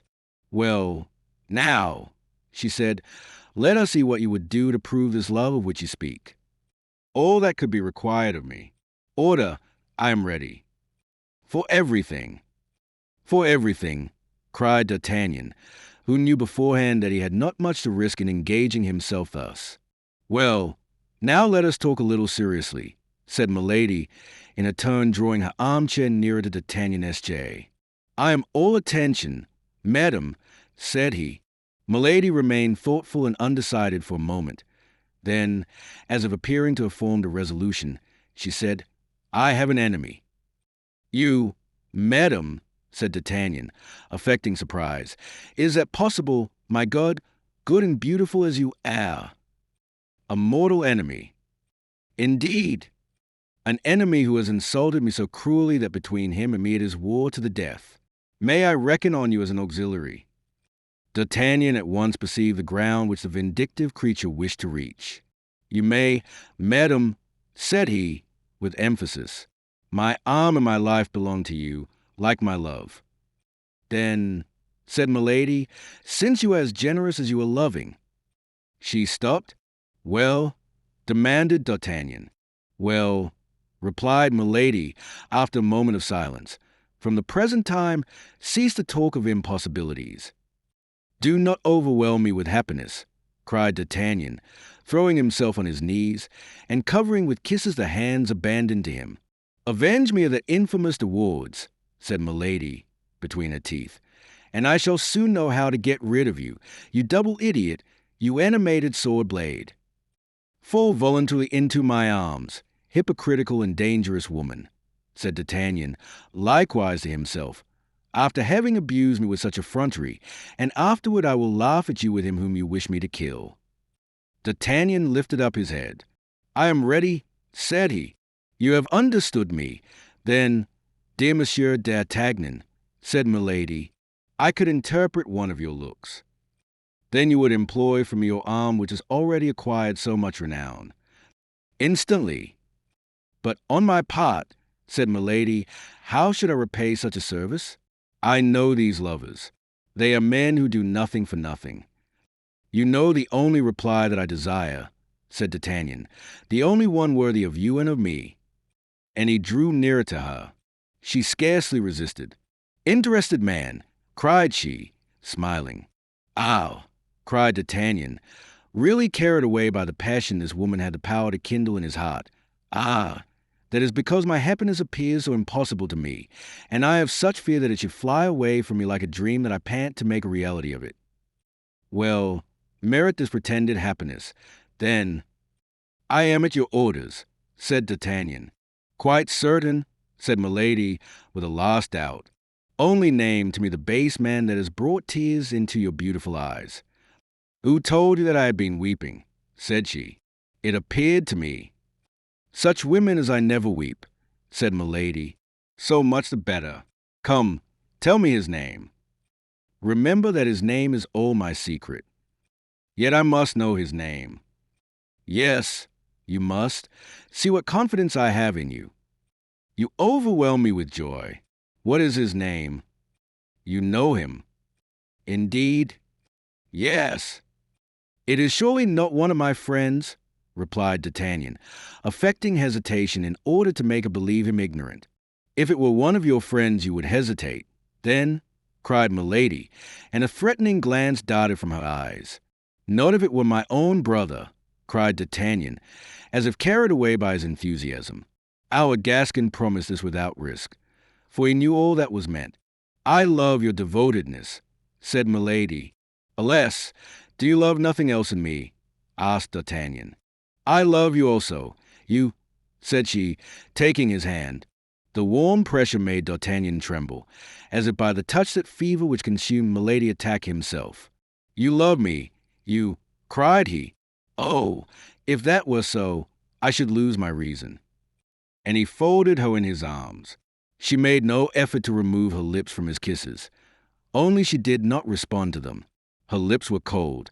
It appeared to D'Artagnan that he had embraced a statue. He was not the less intoxicated with joy, electrified by love. He almost believed in the tenderness of Milady. He almost believed in the crime of De Wardes. If De Wardes had at that moment been under his hand, he would have killed him. Milady seized the occasion. His name is, said she in a turn. De Wardes, I know it, cried D'Artagnan. And how do you know it? Asked Milady, seizing both his hands, and endeavoring to read with her eyes to the bottom of his heart. D'Artagnan felt he had allowed himself to be carried away, and that he had committed an error. Tell me, tell me, tell me, I say, repeated Milady, how do you know it? How do I know it? Said D'Artagnan. Yes. I know it because yesterday Monsieur de Wardes, in a saloon where I was, showed a ring which he said he had received from you. Wretch, cried Milady. The epithet, as may be easily understood, resounded to the very bottom of D'Artagnan's heart. Well, continued she, well, I will avenge you of this wretch, replied D'Artagnan, giving himself the airs of Don Japhet of Armenia. Thanks, my brave friend, cried Milady. And when shall I be avenged? Tomorrow, immediately, when you please. Milady was about to cry out, immediately, but she reflected that such precipitation would not be very gracious toward D'Artagnan. Besides, she had 1,000 precautions to take, 1,000 counsels to give to her defender, in order that he might avoid explanations with the Count before witnesses. All this was answered by an expression of D'Artagnan's. Tomorrow, said he, you will be avenged, or I shall be dead. No, said she, you will avenge me, but you will not be dead. He is a coward. With women, perhaps, but not with men. I know something of him. But it seems you had not much reason to complain of your fortune in your contest with him. Fortune is a courtesan, favorable yesterday. She may turn her back tomorrow. Which means that you now hesitate. No, I do not hesitate. God forbid. But would it be just to allow me to go to a possible death without having given me at least something more than hope?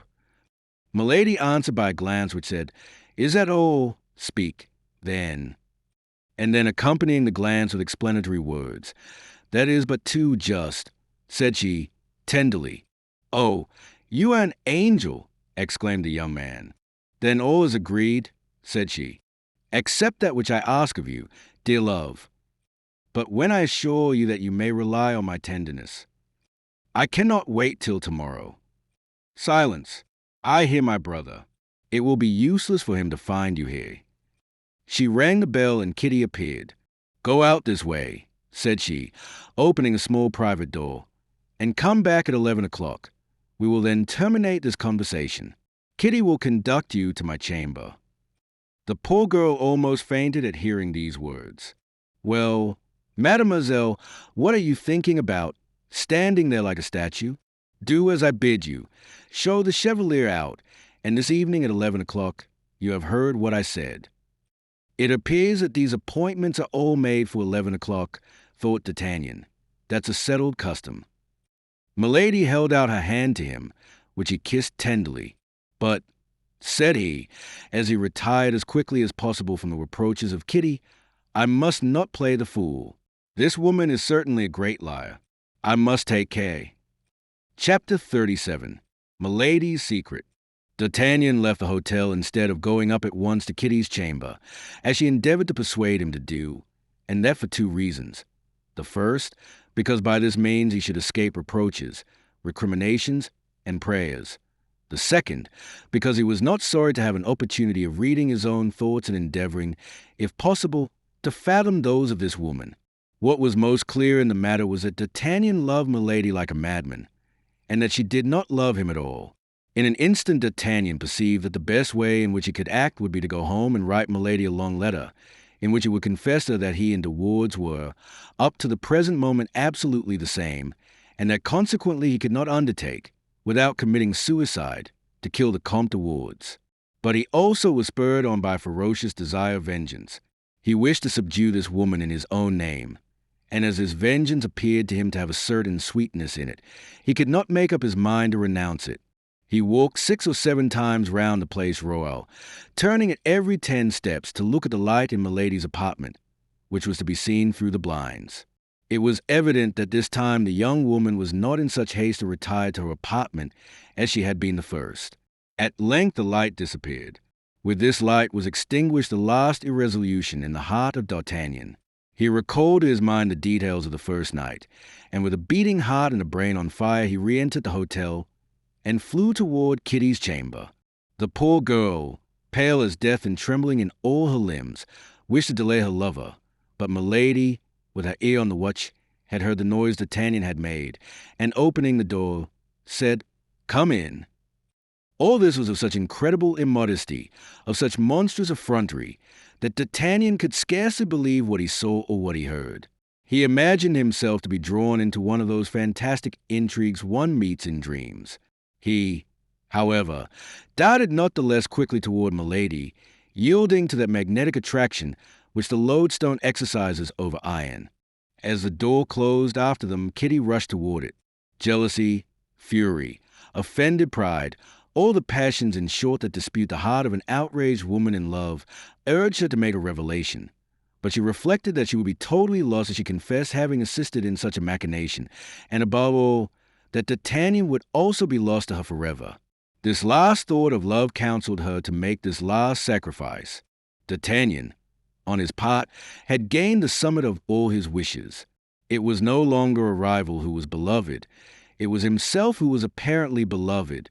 A secret voice whispered to him, at the bottom of his heart, that he was but an instrument of vengeance, that he was only caressed till he had given death. But pride, but self-love, but madness silenced this voice and stifled its murmurs. And then our Gascon, with that large quantity of conceit which we know he possessed, compared himself with De Wardes, and asked himself why, after all, he should not be beloved for himself.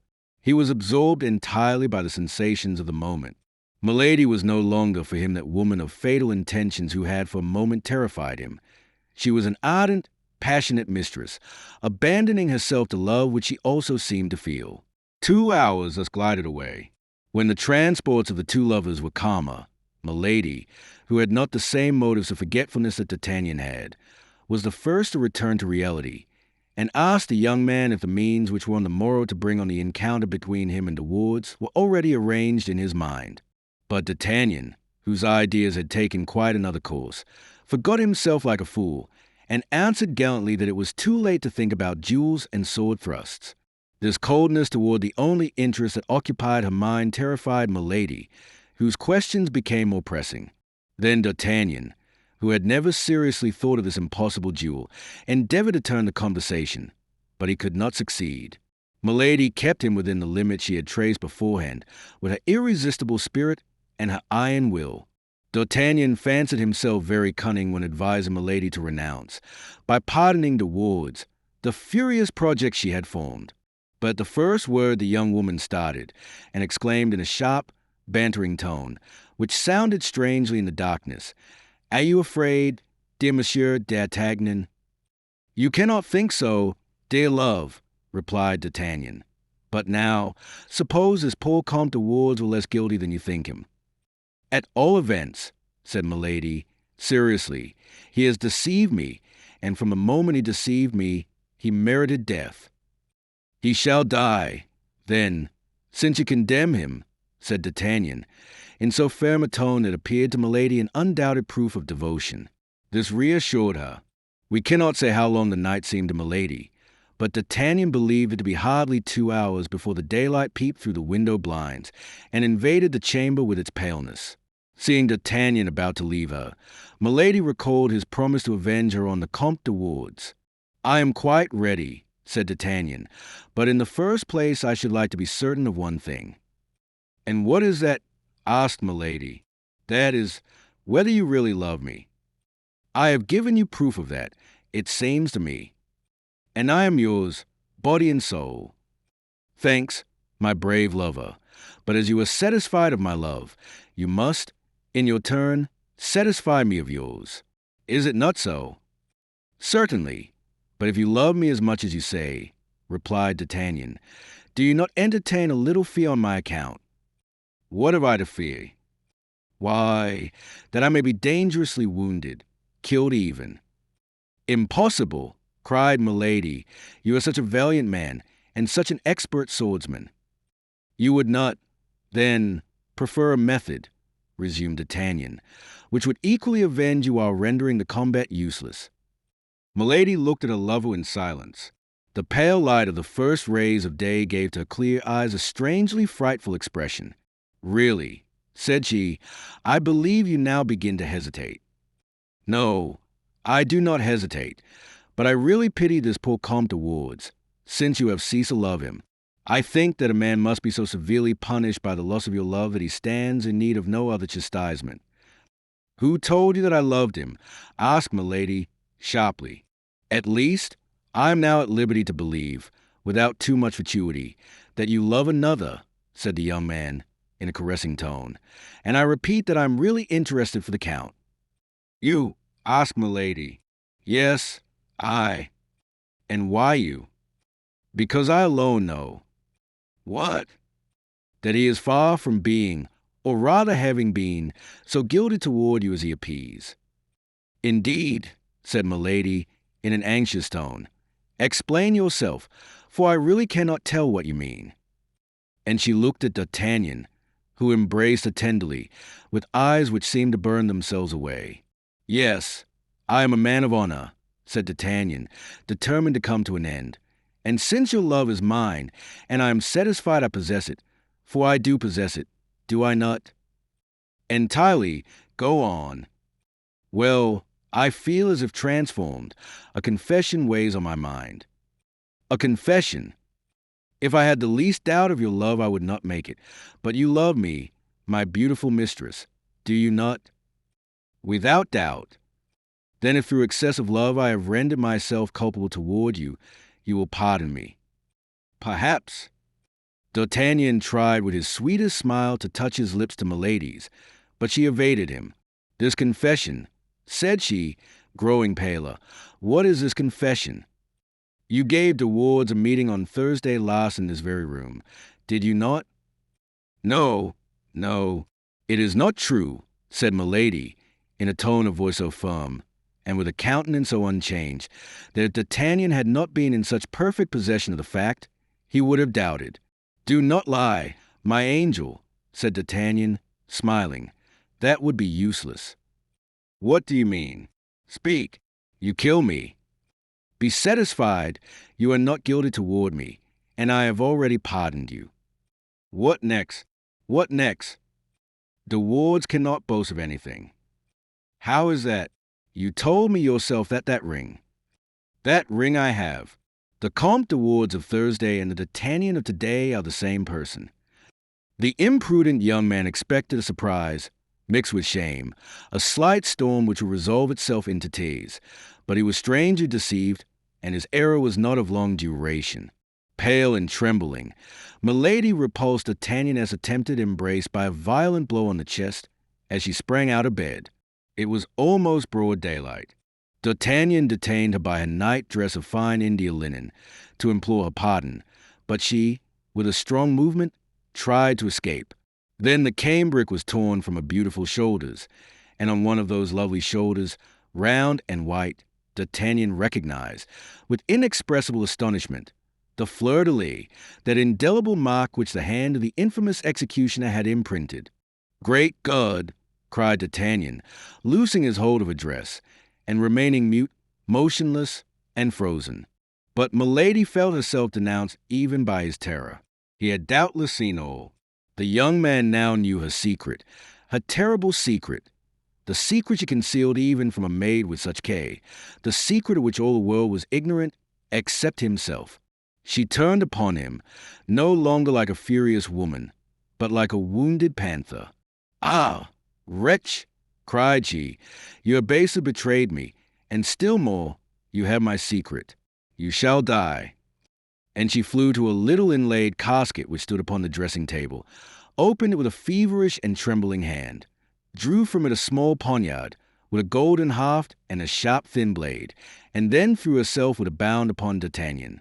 Although the young man was brave, as we know, he was terrified of that wild countenance, those terribly dilated pupils, those pale cheeks, and those bleeding lips. He recoiled to the other side of the room as he would have done from a serpent which was crawling toward him, and his sword coming in contact with his nervous hand, he drew it almost unconsciously from the scabbard. But without taking any heed of the sword, Milady endeavored to get near enough to him to stab him, and did not stop till she felt the sharp point at her throat. She then tried to seize the sword with her hands, but D'Artagnan kept it free from her grasp, and presenting the point, sometimes at her eyes, sometimes at her breast, compelled her to glide behind the bedstead, while he aimed at making his retreat by the door which led to Kitty's apartment. Milady during this time continued to strike at him with horrible fury, screaming in a formidable way. As all this, however, bore some resemblance to a duel, D'Artagnan began to recover himself little by little. "Well, beautiful lady, very well," said he, "but, pardieu, if you don't calm yourself, I will design a second fleur-de-lis upon one of those pretty cheeks." "Scoundrel!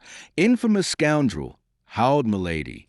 But D'Artagnan, still keeping on the defensive, drew near to Kitty's door. At the noise they made, she in overturning the furniture in her efforts to get at him, he in screening himself behind the furniture to keep out of her reach. Kitty opened the door. D'Artagnan, who had unceasingly maneuvered to gain this point, was not at more than 3 paces from it. With one spring he flew from the chamber of Milady into that of the maid, and quick as lightning, he slammed to the door and placed all his weight against it, while Kitty pushed the bolts. Then Milady attempted to tear down the door-case, with a strength apparently above that of a woman, but finding she could not accomplish this, she in a fury stabbed at the door with her poniard, the point of which repeatedly glittered through the wood. Every blow was accompanied with terrible imprecations. "Quick, Kitty, quick," said D'Artagnan, in a low voice, as soon as the bolts were fast. "Let me get out of the hotel, for if we leave her time to turn round, she will have me killed by the servants." "But you can't go out so," said Kitty. "You are naked." "That's true," said D'Artagnan. Then first thinking of the costume he found himself in, "That's true. But dress me as well as you are able. Only make haste. Think, my dear girl, it's life and death." Kitty was but too well aware of that. In a turn of the hand, she muffled him up in a flowered robe, a large hood, and a cloak. She gave him some slippers, in which he placed his naked feet, and then conducted him down the stairs. It was time. Milady had already rung her bell, and roused the whole hotel. The porter was drawing the cord at the moment Milady cried from a window, "Don't open." The young man fled while she was still threatening him with an impotent gesture. The moment she lost sight of him, Milady tumbled fainting into her chamber. Chapter 38. How, without incommoding himself, Athos procures his equipment. D'Artagnan was so completely bewildered that without taking any heed of what might become of Kitty, he ran at full speed across half Paris, and did not stop till he came to Athos's door.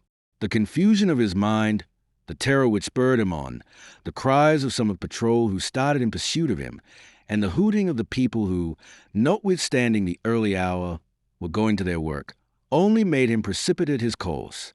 He crossed the court, ran up the 2 flights to Athos's apartment, and knocked at the door enough to break it down. Grimaud came, rubbing his half-open eyes, to answer this noisy summons, and D'Artagnan sprang with such violence into the room as nearly to overturn the astonished lackey. In spite of his habitual silence, the poor lad this time found his speech. "Hullo, there!" cried he. "What do you want, you strumpet? What's your business here, you hussy?" D'Artagnan threw off his hood and disengaged his hand from the folds of the cloak. At sight of the mustache and the naked sword, the poor devil perceived he had to deal with a man. He then concluded it must be an assassin. "Help! Murder! Help!" cried he. "Hold your tongue, you stupid fellow," said the young man. "I am D'Artagnan. Don't you know me? Where is your master?" "You, Monsieur d'Artagnan," cried Grimaud. "Impossible." "Grimaud," said Athos, coming out of his apartment in a dressing gown. "Grimaud, I thought I heard you permitting yourself to speak." "Ah, monsieur, it is—" "Silence." Grimaud contented himself with pointing D'Artagnan out to his master with his finger. Athos recognized his comrade, and phlegmatic as he was, he burst into a laugh which was quite excused by the strange masquerade before his eyes, petticoats falling over his shoes, sleeves tucked up, and mustache stiff with agitation. "Don't laugh, my friend," cried D'Artagnan. "For heaven's sake, don't laugh, for upon my soul, it's no laughing matter." And he pronounced these words with such a solemn air and with such a real appearance of terror that Athos eagerly seized his hand, crying, "Are you wounded, my friend? How pale you are!" "No, but I have just met with a terrible adventure." "Are you alone, Athos?" "Parbleu, whom do you expect to find with me at this hour?" "Well, well," and D'Artagnan rushed into Athos's chamber. "Come, speak," said the latter, closing the door and bolting it, that they might not be disturbed. "Is the king dead? Have you killed the cardinal? You are quite upset. Come, come, tell me. I am dying with curiosity and uneasiness." "Athos," said D'Artagnan, getting rid of his female garments and appearing in his shirt, "prepare yourself to hear an incredible and unheard-of story." "Well, but put on this dressing gown first," said the musketeer to his friend. D'Artagnan donned the robe as quickly as he could, mistaking one sleeve for the other. So greatly was he still agitated. "Well," said Athos. "Well," replied D'Artagnan, bending his mouth to Athos's ear and lowering his voice. "Milady is marked with a fleur-de-lis upon her shoulder." "Ow!" cried the musketeer, as if he had received a blow in his heart. "Let us see," said D'Artagnan. "Are you sure that the other is dead?" "The other?" said Athos, in so stifled a voice that D'Artagnan scarcely heard him. "Yes, she of whom you told me one day at Amiens." Athos uttered a groan, and let his head sink on his hands. "This is a woman of 26 or 28 years." "Fair," said Athos. "Is she not?" "Very. Blue and clear eyes, of a strange brilliancy, with black eyelids and eyebrows." "Yes." "Tall, well-made. She has lost a tooth, next to the eye tooth on the left." "Yes." "The fleur-de-lis is small, rosy in color, and looks as if efforts had been made to efface it by the application of poultices." "Yes." "But you say she is English." "She is called Milady, but she may be French. Lord de Winter is only her brother-in-law." "I will see her, D'Artagnan." "Beware, Athos, beware. You tried to kill her. She is a woman to return you the like, and not to fail. She will not dare to say anything. That would be to denounce herself. She is capable of anything or everything. Did you ever see her furious?" "No," said Athos. "A tigress, a panther." "Aye, my dear Athos, I am greatly afraid I have drawn a terrible vengeance on both of us." D'Artagnan then related all, the mad passion of Milady and her menaces of death. "You are right, and upon my soul, I would give my life for a hair," said Athos. "Fortunately, the day after tomorrow we leave Paris. We are going according to all probability to La Rochelle, and once gone, She will follow you to the end of the world. Athos, if she recognizes you, let her, then exhaust a vengeance on me alone. My dear friend, of what consequence is it if she kills me? Said Athos. Do you, perchance, think I set any great store by life? There is something horribly mysterious under all this, Athos. This woman is one of the cardinal's spies. I'm sure of that. In that case, take care. If the cardinal does not hold you in high admiration for the affair of London, he entertains a great hatred for you. But as, considering everything, he cannot accuse you openly, and his hatred must be satisfied, particularly when it's a cardinal's hatred, take care of yourself. If you go out, do not go out alone. When you eat, use every precaution. Mistrust everything. In short, even your own shadow. Fortunately, said D'Artagnan, all this will be only necessary till after tomorrow evening, for when once with the army, we shall have, I hope, only men to dread. In the meantime, said Athos, I renounce my plan of seclusion, and wherever you go, I will go with you. You must return to the Rue des Facetiers. I will accompany you. But however near it may be, replied D'Artagnan, I cannot go thither in this guise. That's true, said Athos, and he rang the bell. Grimaud entered.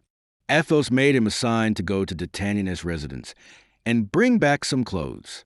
Grimaud replied by another sign that he understood perfectly, and set off. All this will not advance your outfit, said Athos. For if I am not mistaken, you have left the best of your apparel with Milady, and she will certainly not have the politeness to return it to you. Fortunately, you have the sapphire. The jewel is yours, my dear Athos. Did you not tell me it was a family jewel? Yes, my grandfather gave 2,000 crowns for it, as he once told me. It formed part of the nuptial present he made his wife, and it is magnificent.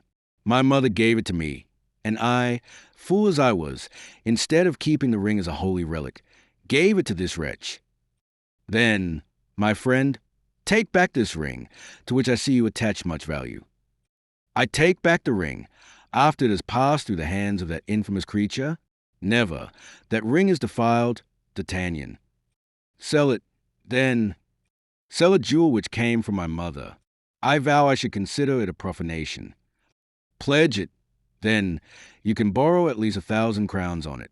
With that sum you can extricate yourself from your present difficulties, and when you are full of money again, you can redeem it and take it back cleansed from its ancient stains, as it will have passed through the hands of usurers. Athos smiled. You are a capital companion, D'Artagnan, said he. Your never-failing cheerfulness raises poor souls in affliction. Well, let us pledge the ring, but upon one condition. What? That there shall be 500 crowns for you, and 500 crowns for me. Don't dream it. Athos, I don't need the quarter of such a sum, I who am still only in the Guards, and by selling my saddles, I shall procure it. What do I want? A horse for Planchet. That's all. Besides, you forget that I have a ring likewise, to which you attach more value, it seems, than I do to mine. At least, I have thought so. Yes, for in any extreme circumstance it might not only extricate us from some great embarrassment, but even a great danger. It is not only a valuable diamond, but it is an enchanted talisman. I don't at all understand you, but I believe all you say to be true. Let us return to my ring, or rather to yours. You shall take half the sum that will be advanced upon it, or I will throw it into the Seine, and I doubt, as was the case with Polycrates, whether any fish will be sufficiently complaisant to bring it back to us. Well, I will take it, then, said D'Artagnan. At this moment Grimaud returned, accompanied by Planchet. The latter, anxious about his master and curious to know what had happened to him, had taken advantage of the opportunity and brought the garments himself. D'Artagnan dressed himself, and Athos did the same. When the two were ready to go out, the latter made Grimaud the sign of a man taking aim, and the lackey immediately took down his musketoon and prepared to follow his master. They arrived without accident at the Rue des Facetiers. Bonacieux was standing at the door and looked at D'Artagnan hatefully.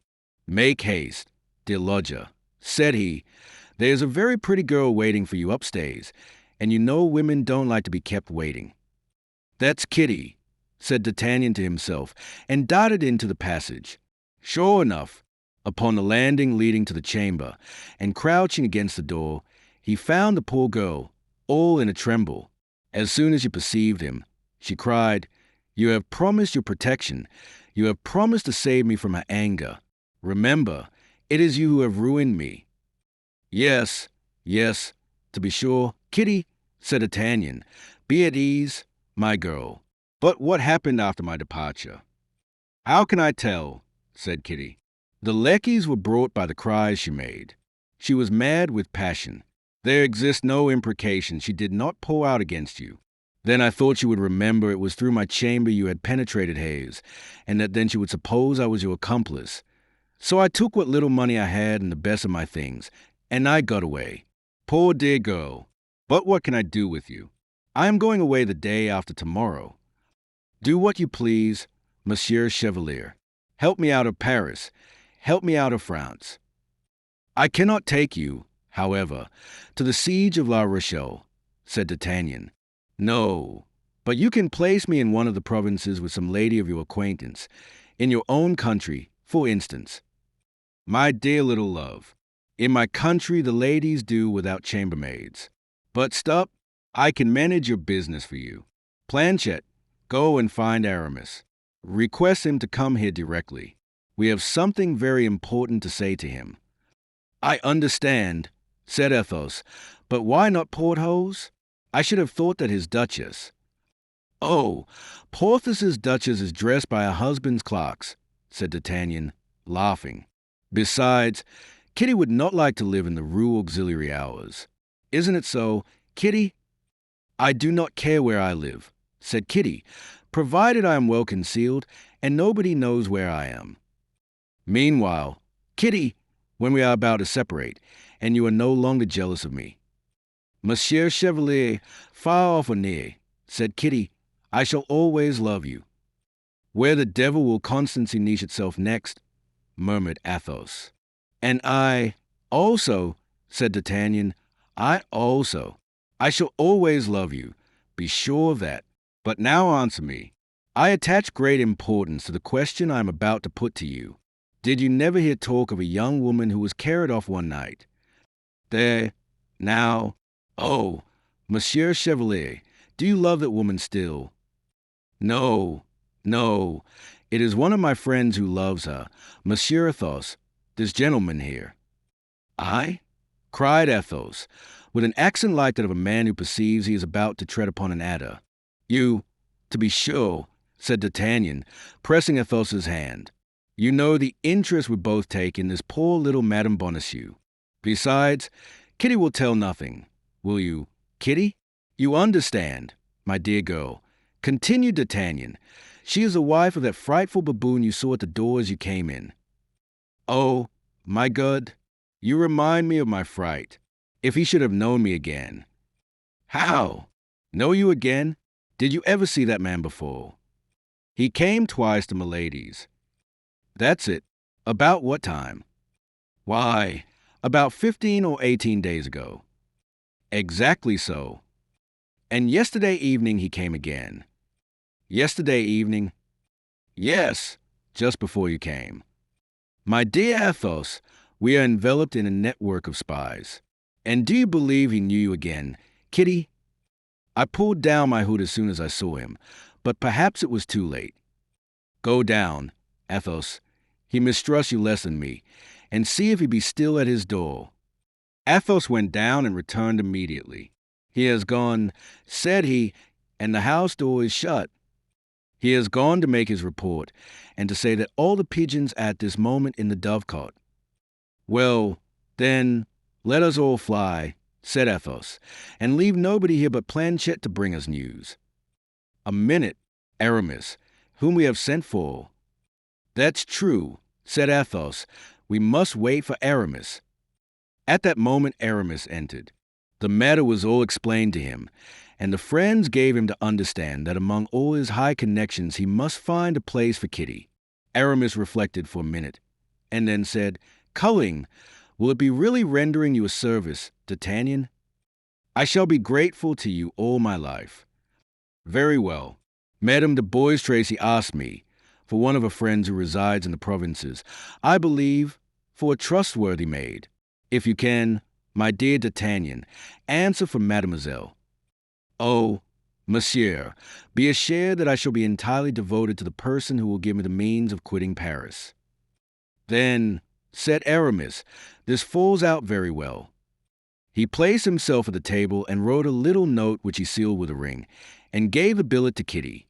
And now, my dear girl, said D'Artagnan, you know that it is not good for any of us to be here.